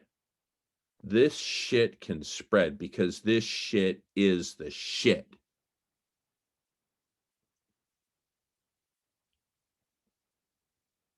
And anyone says, what are they talking about? We tell them. Collective agency, yes, we can, and we can do it together. Platform, we need a platform with a universal calendar, which we're building. And the starting point, the mustard seed, the shit-covered mustard seed at the beginning of the universal calendar is called the scalendar, the shit calendar. No, it doesn't cover everything. It's not the universal calendar. It's the beginning of the universal calendar, but it ain't the universal calendar. It's the scalendar, the shit calendar. And it has all these meetings. Some of the meetings are about agency. Others are about the platform. Others are about the scalendar. Others are about strategy. From strategy, we can branch off into all the parts of strategy. Food healers. Thank you, Sir Roland. Thank you. See, Sir Roland's getting it. He knows the shit when he sees it. Sir Roland knows the shit when he sees it. And that's why he's giving us the thumbs up. Thank you, Sir Roland. Marco's got his hand up. And as soon as I'm done with my little rant here, I'll pass you the talking feather. It might have a little bit of brown stuff on it, so you might need to rinse it off. You see how much fun we're having? It's fun to talk shit. Okay. And this is the shit. It's right here. And you see, the more we talk about it, the more tighter it comes. Agency, platform, scalendar, strategy. What are the parts of strategy? They're simple: food, shelter, healthcare, solar radiation management, plant-based, cleaning up the oceans, regenerating the forests, ending animal agriculture, right? Transitioning animal agriculture to, like the RAP program, Rancher Advocacy Program, that Sarah knows about and I know a little about. See, it becomes easy. It becomes easy. This is becoming easier and easier. But one of the things that was crucially missing was a tight meme that we could say, this is the shit. Now, this shit can then start to branch out into all these other areas, and it needs to, but we need to start somewhere. So we're starting with a shit-covered mustard seed, planting it in the ground and letting it grow. With that, I'll pass the shit-covered talking feather to Marco. Marco, tell us what you think about this shit. Well, I'll say I'm not 1,000% sold on it, but I'm 100%. And I'm, kind of working with the whole concept of, we've had some attempts to discredit us, and certain of us in particular. And, that's often referred to as people throwing dirt. And what we know about people that throw dirt, all they do is lose ground. People that spread shit fertilize things and help them grow. I don't know, something to work with. No, I love it. No, I think we need to just stick to the shit and call it what it is. The shit. The shit is the shit. Now, I don't know if they have this term in Uganda, Nashif, but when we here in the United States, and Simon, let me know if it's the same in England. I assume it is. In Mexico, Jimena just told us the other day when we told her about our new branding strategy centered around the shit, she showed us an image. Here, I'm going to pull it up on the screen. I'm going to do a quick search for it because this really tells the story. Okay, here it is. Here it is. Check this out. Check this out. Okay. I'm going to screen share. Look at this brand of clothing. It's called Mexico is the shit. Mexico is the shit. That's a way of saying Mexico is cool. To say that something is the shit is to say that it's cool. I think it started in the United States. Simon, give me a thumbs up if they have that in the UK.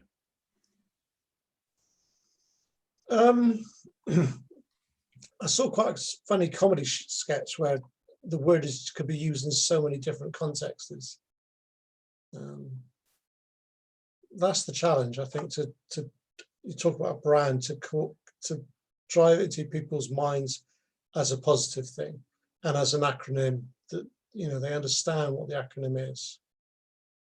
Because the acronym, the goal is terrific. I mean, it sums it all up. And the fact that it forms these 4 letters is perhaps too significant a coincidence to let go. There is something there for sure. Awesome. Awesome. But anyway, I was just wondering if, like, you know, you see teenagers walking down the street, say, hey, did you see that movie? Oh, which one? Oh, dude, it's the shit. Or, hey, man, have you tried this new sandwich place? Oh, dude, it's the shit. I was just wondering if they'd, okay, in the United States, we use that. And I think that's how it just spilled over into Mexico, because it's just right across the border. That and the fact that Donald Trump would call countries south of the border shithole countries. So they kind of also turned it into a positive. Anyway, go ahead, Marco. Yeah, I forgot. I had heard that comedian do that bit with when he uses all the context in which shit is used, and maybe we could get him to be a spokesperson for us. I'll try and track down and find out who he is and see what we can do. No, the thing is, see, since we're dead serious when we're talking about this, we're life and death serious. See, that's the thing. You know, you might think, oh, what is this, some comedy group? Haha. And then you look at it, it's like, shit. These people are talking about the shit. Holy shit. Let me look a little closer. Wait a second. This is the shit. Right? I mean, it's kind of too good to be true, per Simon's point.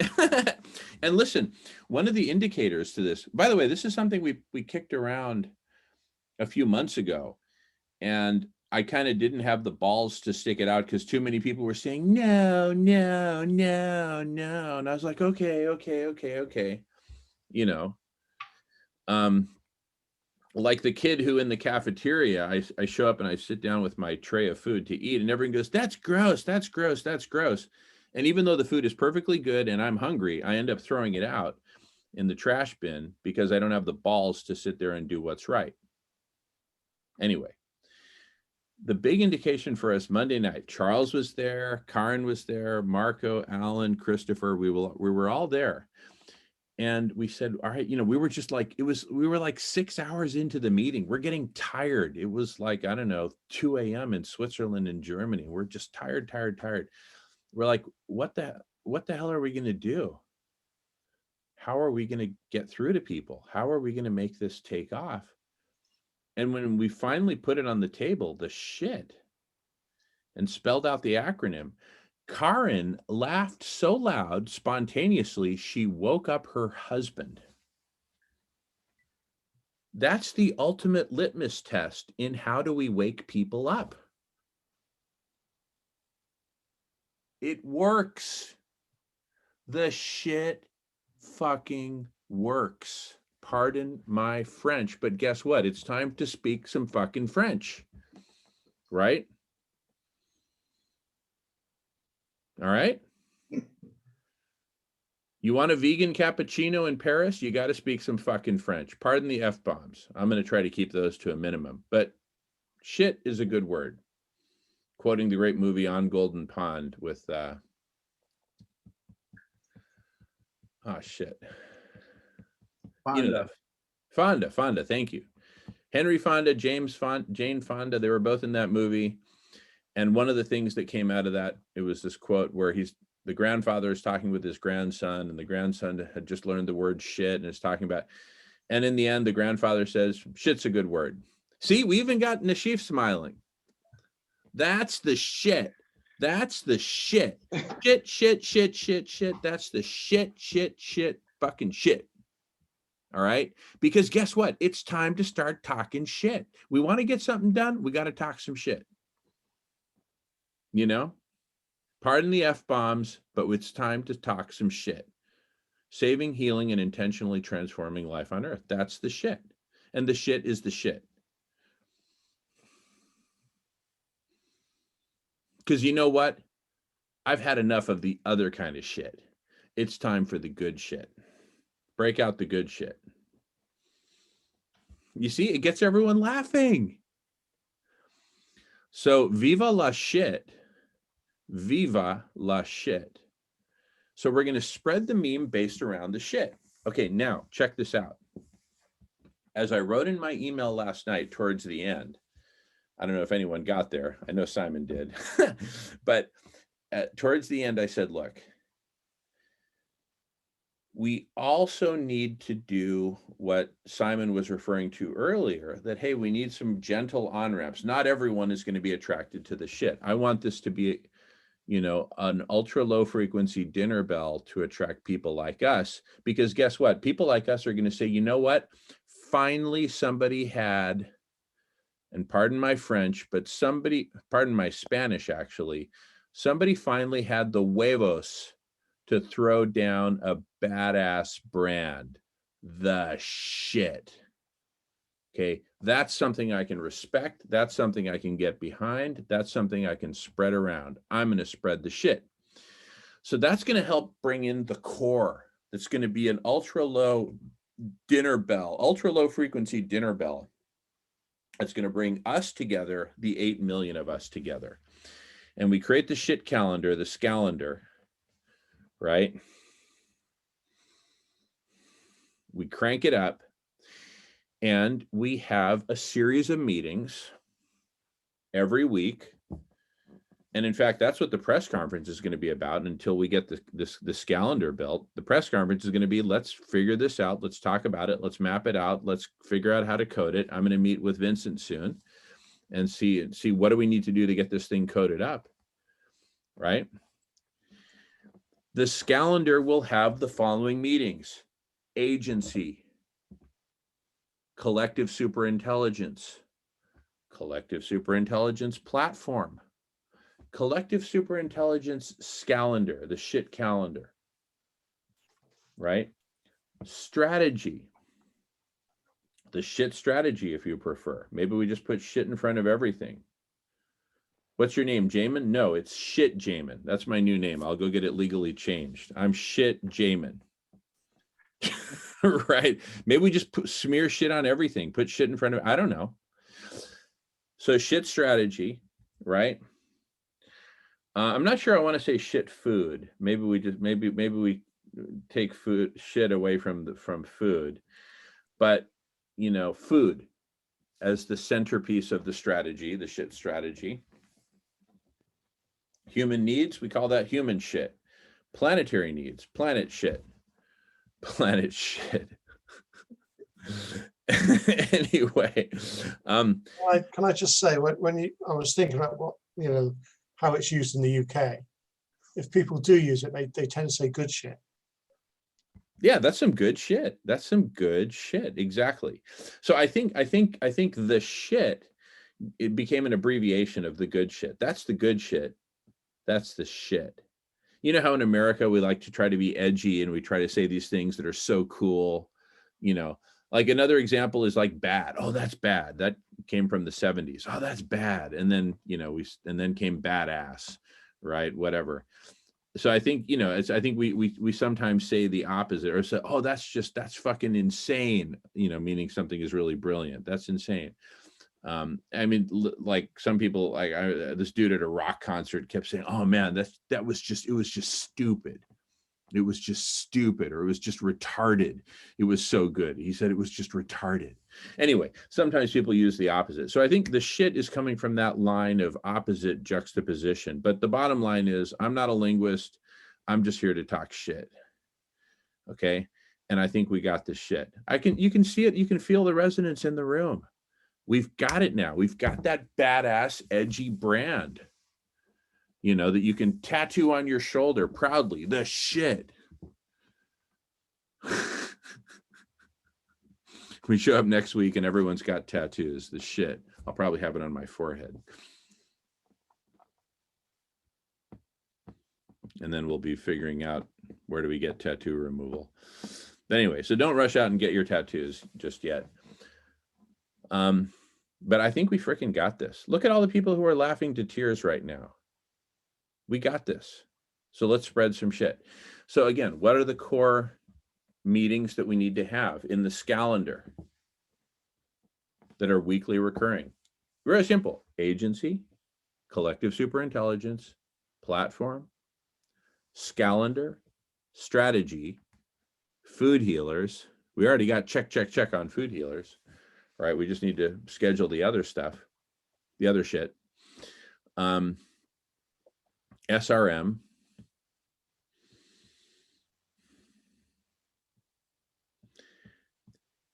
human shit, and planetary shit. Human shit strategy and planetary shit strategy.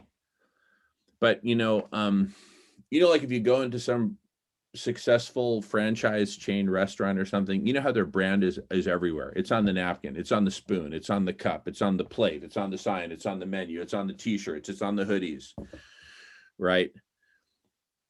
I think we need to get comfortable with using the word shit a lot. I'm shit serious. I am shit serious. Because here's what it screams. It screams, you know what? There's something that we need to pay attention to that we're not yet. So we're calling it what it is. We're calling it the shit. We're taking a stand. We're saying this is the shit. You know, subtext, wake up and laugh and join us. Right?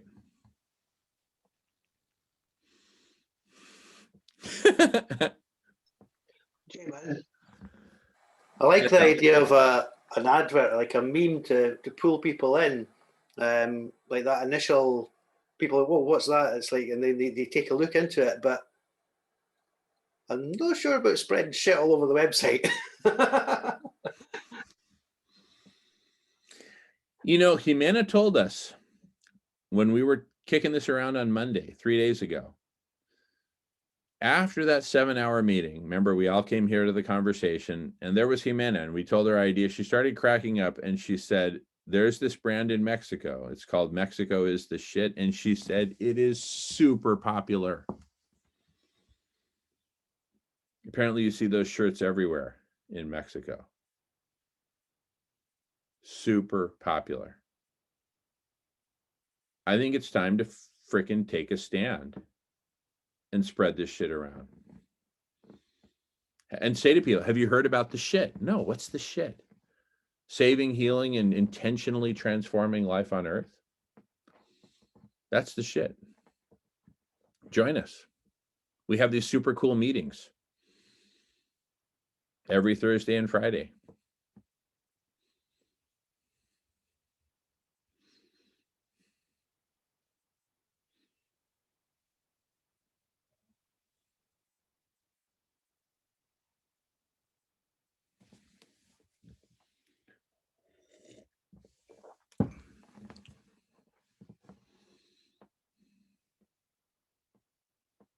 Who else wants to talk some shit? Or do we need a break? It's been almost. I have to go, Jamin, but I'll catch up with you tomorrow because hopefully S.H.I.T should turn up. Just as an update, I'm still struggling to find a web developer, but the guy that S.H.I.T recommended to me got in contact today, said he'd been working on some project that he's very focused on. So I'm hoping I've found the person who can help me put this website together that hopefully will incorporate, as Alan was saying, you know, where I can put this universal calendar. Maybe when you speak to Vincent, you know, if he's in the right place, maybe he'll know somebody that I'd love to find somebody that, you know, was really on the same page to put the website together for me. The one I've got can be evolved, might need to start again. I pray not. But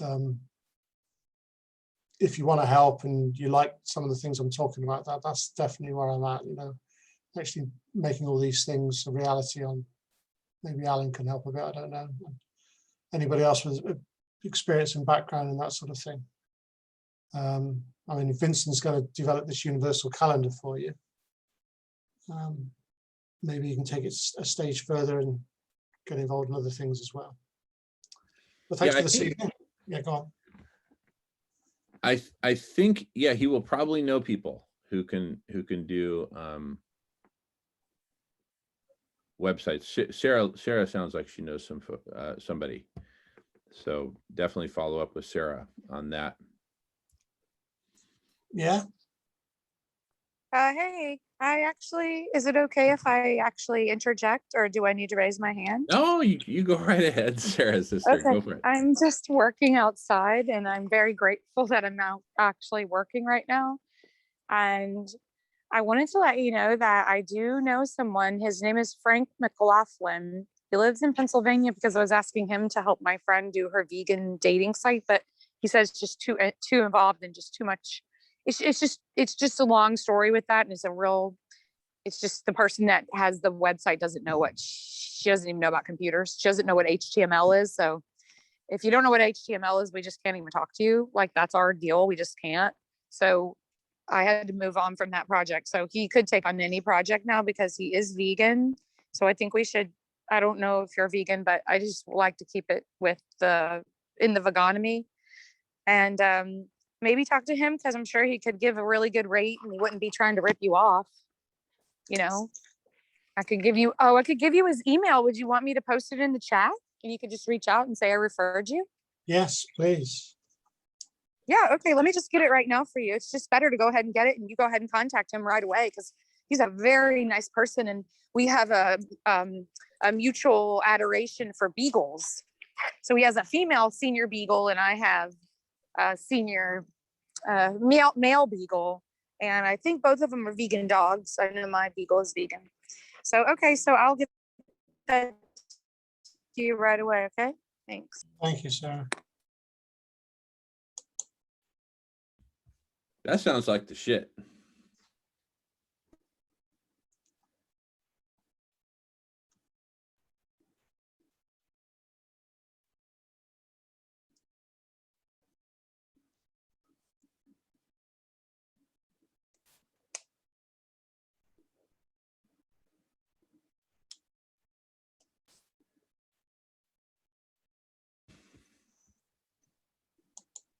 Okay, save One that. good about Frank's email is, which I kind of think it might be a sign actually, is that Frank's email starts with yes. And that's the whole theme of today. I almost might want to make it the theme of Toastmasters on Sunday because today is about yes. Yes, we can. Yes, we're going to get your website done and we're going to get this universal calendar done. Yes. Talk to Frank and see what he needs done with it. Does it need to be WordPress? How does it need to be coded? Does it need to be an ongoing project? Obviously, yes. So that's something that he does, ongoing stuff, because if you give it to somebody to do as a project and then you pass it to somebody else, usually it falls between. And that's why we're here in this room today, I believe, is that there's all these moving parts right now, but they're just not connecting. And we're trying to take all of those moving parts, connected into this. It's not really a system, but a process of processes of disseminating all of the collective intelligence and getting it down to the people that need to hear it instead of it just being in the cloud, right? Is that right, Jamie? We want to bring it down to the people. So we're in the cloud right now. We're in the Zoomosphere, which is the cloud.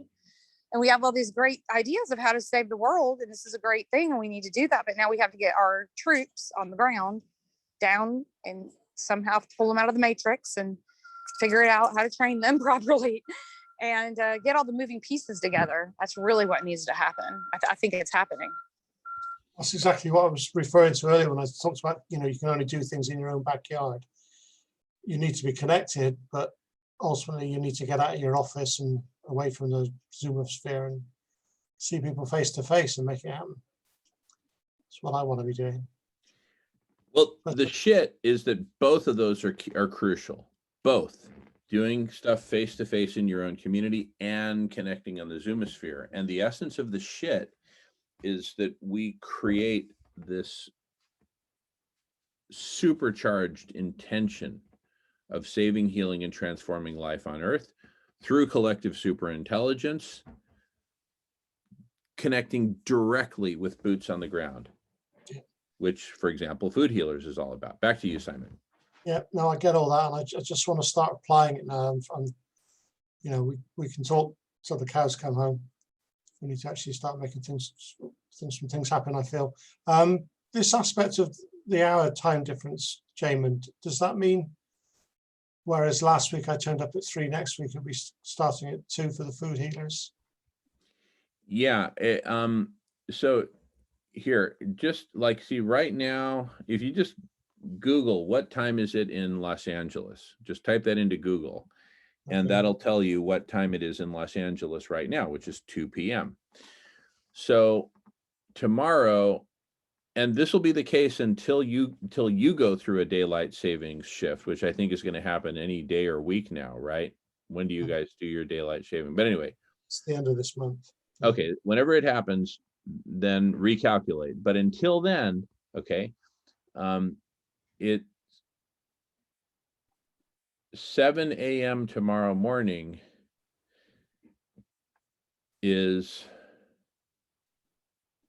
17 hours from now.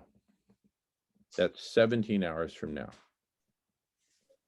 Okay. So whatever time that is, that's whatever time it is. What time is it there right now? Just so I can do the math right.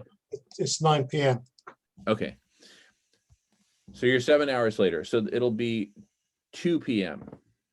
your time. 2 p.m. your time. I might struggle with that. I might see what otherwise be the normal time, but I'll see how I get on. But I'll definitely catch up with you for some time tomorrow. All right. Again, thanks for today. Thanks, everybody. And see you all soon.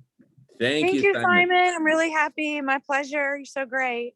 Thank you, Sarah. Thank you. Cheers, Yeah, man. you're such an amazing person. Thank you so much for being here. You're so sweet. This is super cool. You know, there's one more point I wanted to make about, you know, the shit, which is we start with this hyper focus on the shit, but we create a container for it, which I'm advocating for SNAC.bar, just because it's another badass brand, right? Imagine that the shit is the #1 hot selling menu item on the whole SNAC.bar menu. I mean, it sounds kind of crazy. You go to the SNAC.bar to eat shit, right? Whoa, right? That'll wake them up. But see, SNAC.bar will have a whole bunch of other stuff on the menu other than the shit, including stuff that's easier to put in your mouth, easier to swallow, easier to digest. The shit, you know, it takes some huevos to eat the shit. It takes some vegan huevos to eat the shit. Right? Ouch. You know, but you know what? We gotta freaking wake them up. Not waking people up is not the answer. Friends don't let friends not wake up. Yes, Nashif, go ahead. Yes, thank you for the information. You know, I'm hearing the slangs of Americans. Everything is shit is getting tough, something like that. Everything is shit. Well, as step by step we are going, sometimes when you always talk good things, good things, good things, when people are not picking things, sometimes you change in slang, the way you talk. Uh, the way we can attract the people, at least, because, when many things come on plate, it be like a pizza, because like a pizza, if it's a circular, you cannot take the pizza all at once in your mouth. You get a piece, you take that as you come for next piece until you get all the shit done. So me, I would suggest on your sheet, which you are planning to lay on ground before it gets tough, I think what we should do, put into consideration one of the sheet to get going, because like for instance, I've taken long when I'm not attending the meetings, just because of the issue I told you. I've been busy with the examination and I'm done today. But I think we should get one of the fucking sheet going, get going. So as people will be seeing part of the sheet is going, part of the sheet is going. So people will keep following that this part of sheet is going. They'll also get enticed and they see which side should they go and follow, and which side, because we plan. This day we come with the plan, we add on. So the sheet is becoming so wide, going on broad. So let's start with that sheet which we have. We digest it, we lay its possibilities on ground, and we see how we can move. We get it going. So as it goes, it will keep expanding more and more people will keep on joining, and even they will be coming by themselves saying that, no, I want to join this shit. I want to join this shit. But if we keep on expanding it, when we are not get going, people will wait until they see us start moving. That's when they start following us. But if we are already going, everybody, it will be like a running. If you start to walk, somebody will push you back to run. But if you are down seated, nobody will help you to get up. But if you already started moving, they'll ask you, what is your aim? My aim is to reach from the last line. So what is it? I'm just walking. Somebody will push you, will give you a hand push. So now let's run. Let me support you to run. You reach the line where you are going.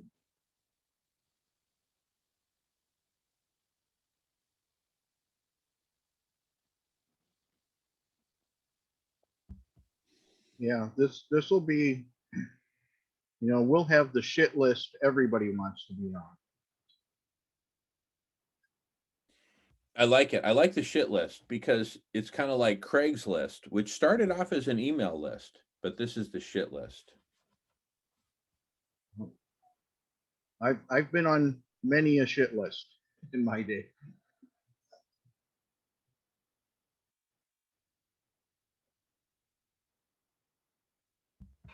That's some good shit.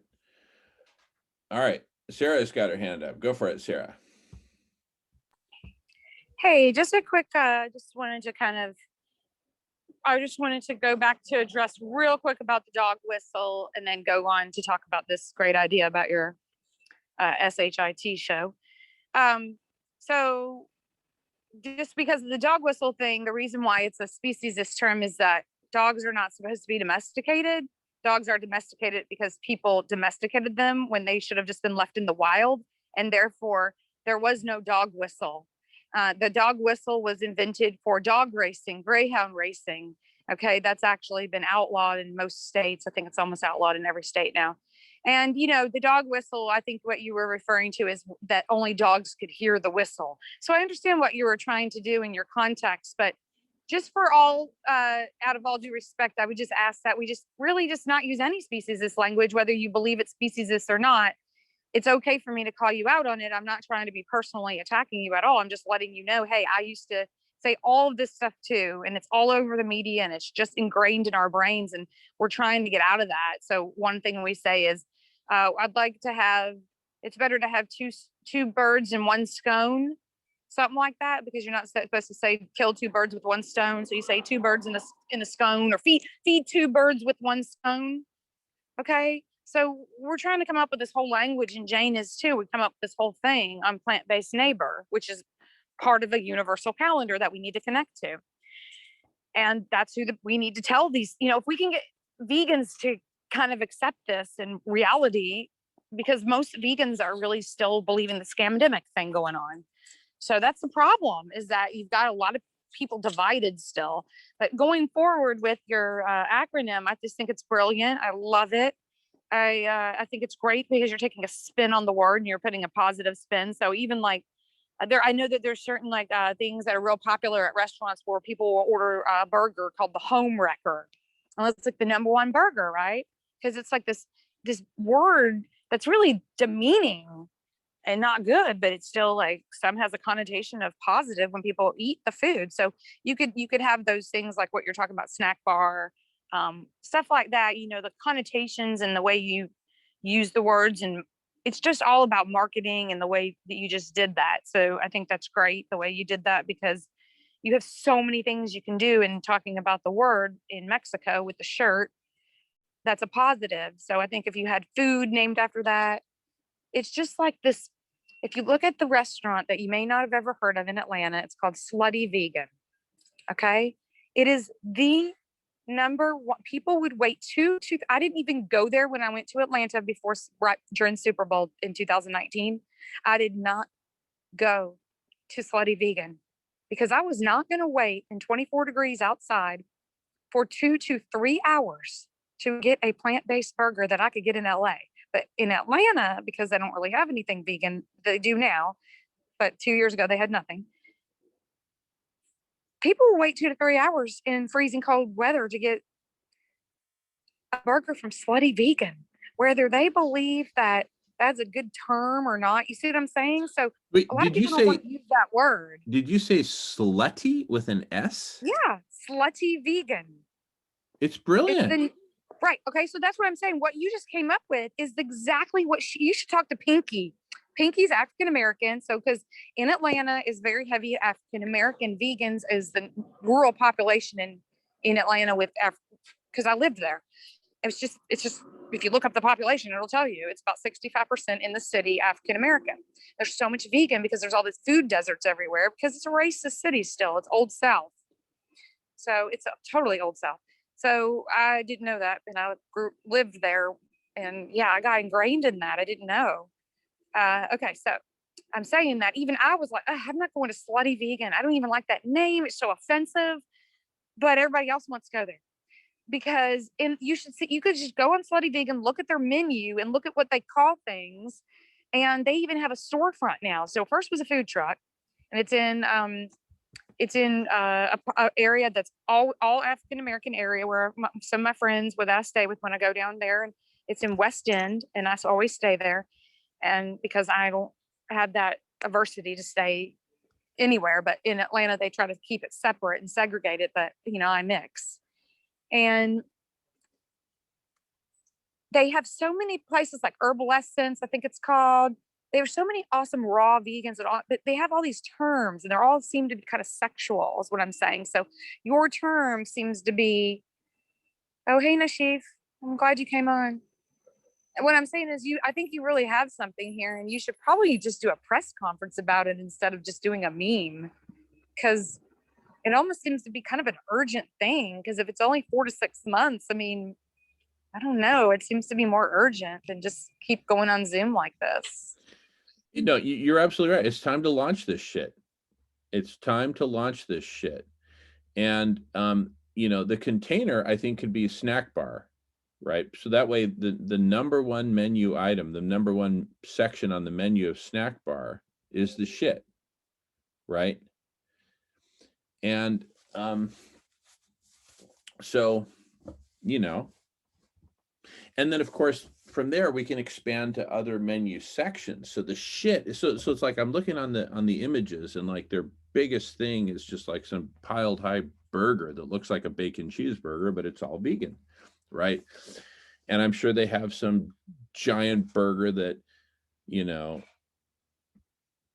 is like impossible to eat because it's so big and all that. So that gets all the recognition, just like the name. But then, you know, a lot of people probably just go there and have like, you know, an eggplant sandwich or something, and, you know, some vegan drink, and then just chill out.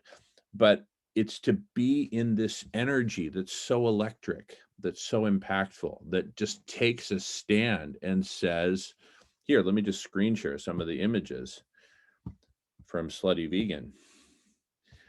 Like, look right here, look at this sign. Plants be asterisk asterisk CH. See, that's what I'm talking about. Plants, beach, right? Slutty Vegan, freaking awesome. It's brilliant. The whole thing is brilliant. That's what I'm talking about. Look at that. It's just looks so awesome. My goodness, I kind of want to move to Atlanta now. This is so inspiring. And you see, and that's really the essence. Yeah, I guess it started off as a food truck or whatever, but look at this, freaking brilliant. So can you imagine the shit on the snack bar menu? Because what that really, that just bumps it up a notch. It takes the shit and bumps it up a notch. It's one thing to have a sweater that says Mexico is the shit. It's another thing to say, oh yeah, the shit. Where do you find it? On the snack bar menu? Go to SNAC.bar, SNAC.bar. Simple as that. SNAC, the social network of actual conversations. What is the core actual conversation we need to have? The shit. Saving, healing, and intentionally transforming life on earth. Yeah, you can talk about this, you can talk about that, you can talk about all kinds of other things. Yeah, there's other stuff on the menu, but the heart of the menu is the shit.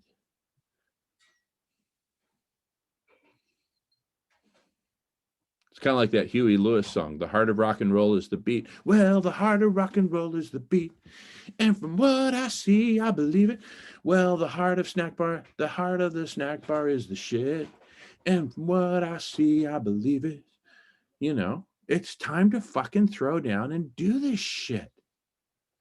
So that's what I'm going to propose. We throw down, we give it its freaking core. That's what's been missing. This slutty vegan energy. Plants, beach. Whoa. Did they just say what I thought they said? Yeah. You know, slutty vegan, brilliant. The shit, brilliant. Snack bar, brilliant. I think we got this. Now we just need to do it. We need to code this shit up, get it on the menu, and you click on the snack bar menu and boom, you click on the shit section, click on the shit, and we'll say, listen, here's the full, here's the full 6-course meal. That's it. We need a full 6-course meal of shit, and shit on the snack bar menu. And the fact that Sarah's you know smiling, that this is collective intelligence, right? That I just told you about Slutty Vegan, right? yeah. And that means that came from, this is all coming from all of us being here collectively going, wow, is this a really good idea with this S.H.I.T? It's a play on words. Obviously, we know that. We know the linguists and stuff like that, what real words mean. We know in Mexican, in Spanish, it means caca. But I think it's funny that you're getting it, like how something so simple like saying slutty vegan, it's so raunchy, but that's obviously what sells. That's why PETA's billboards and almost all of the PETA ads that they send in for Super Bowl every year, PETA sends in an ad for the Super Bowl, of course. And all the donors pay for it, but it always gets rejected because they don't, of course, want to show the truth. Doesn't matter how much PETA pays, they always reject it. So that's the thing, is that but then it always comes out in the mainstream after that, and it gets huge ratings. It's just like crazy, right?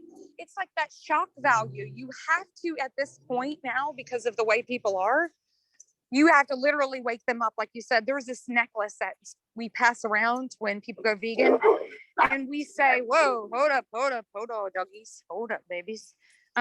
We say, we say, see, I didn't need no whistle for these dogs. You see what I'm saying? No whistles needed. What was I just saying a minute ago about this? About the shock value. Oh yeah, because but it had something to do with what you were just saying, though. It was important. I know that it was like a stream of conscious that was going on in my brain, but whatever. Yeah, But the collective intelligence. I don't know, just forget it. But It's okay. I'm just saying that this is such a good way too. Because there's this tag going around. It's like a dog tag that you wear around your neck on a necklace. But when someone goes vegan, you give it to them because it says woke up, went vegan. That's all it says is woke up, went vegan. This is exactly what you're doing. Like tasted the shit, woke up or something like that. Yeah. Whatever it is like you have to, it's like, isn't it crazy that we have to get to this point? It's like you have to shake the shit out of people. That's what it. you really have to say. That's it. We got to shake the shit out of people. We got to shake the shit out of people. That's it. Come on, people, wake up and smell the shit. Wake up and smell the shit. Hey, speaking of shit, I'm going to have to do the thing that precedes shit, AKA eat. Melissa's just cooked up some lunch. So I gotta take a break. I'm going to pause recording.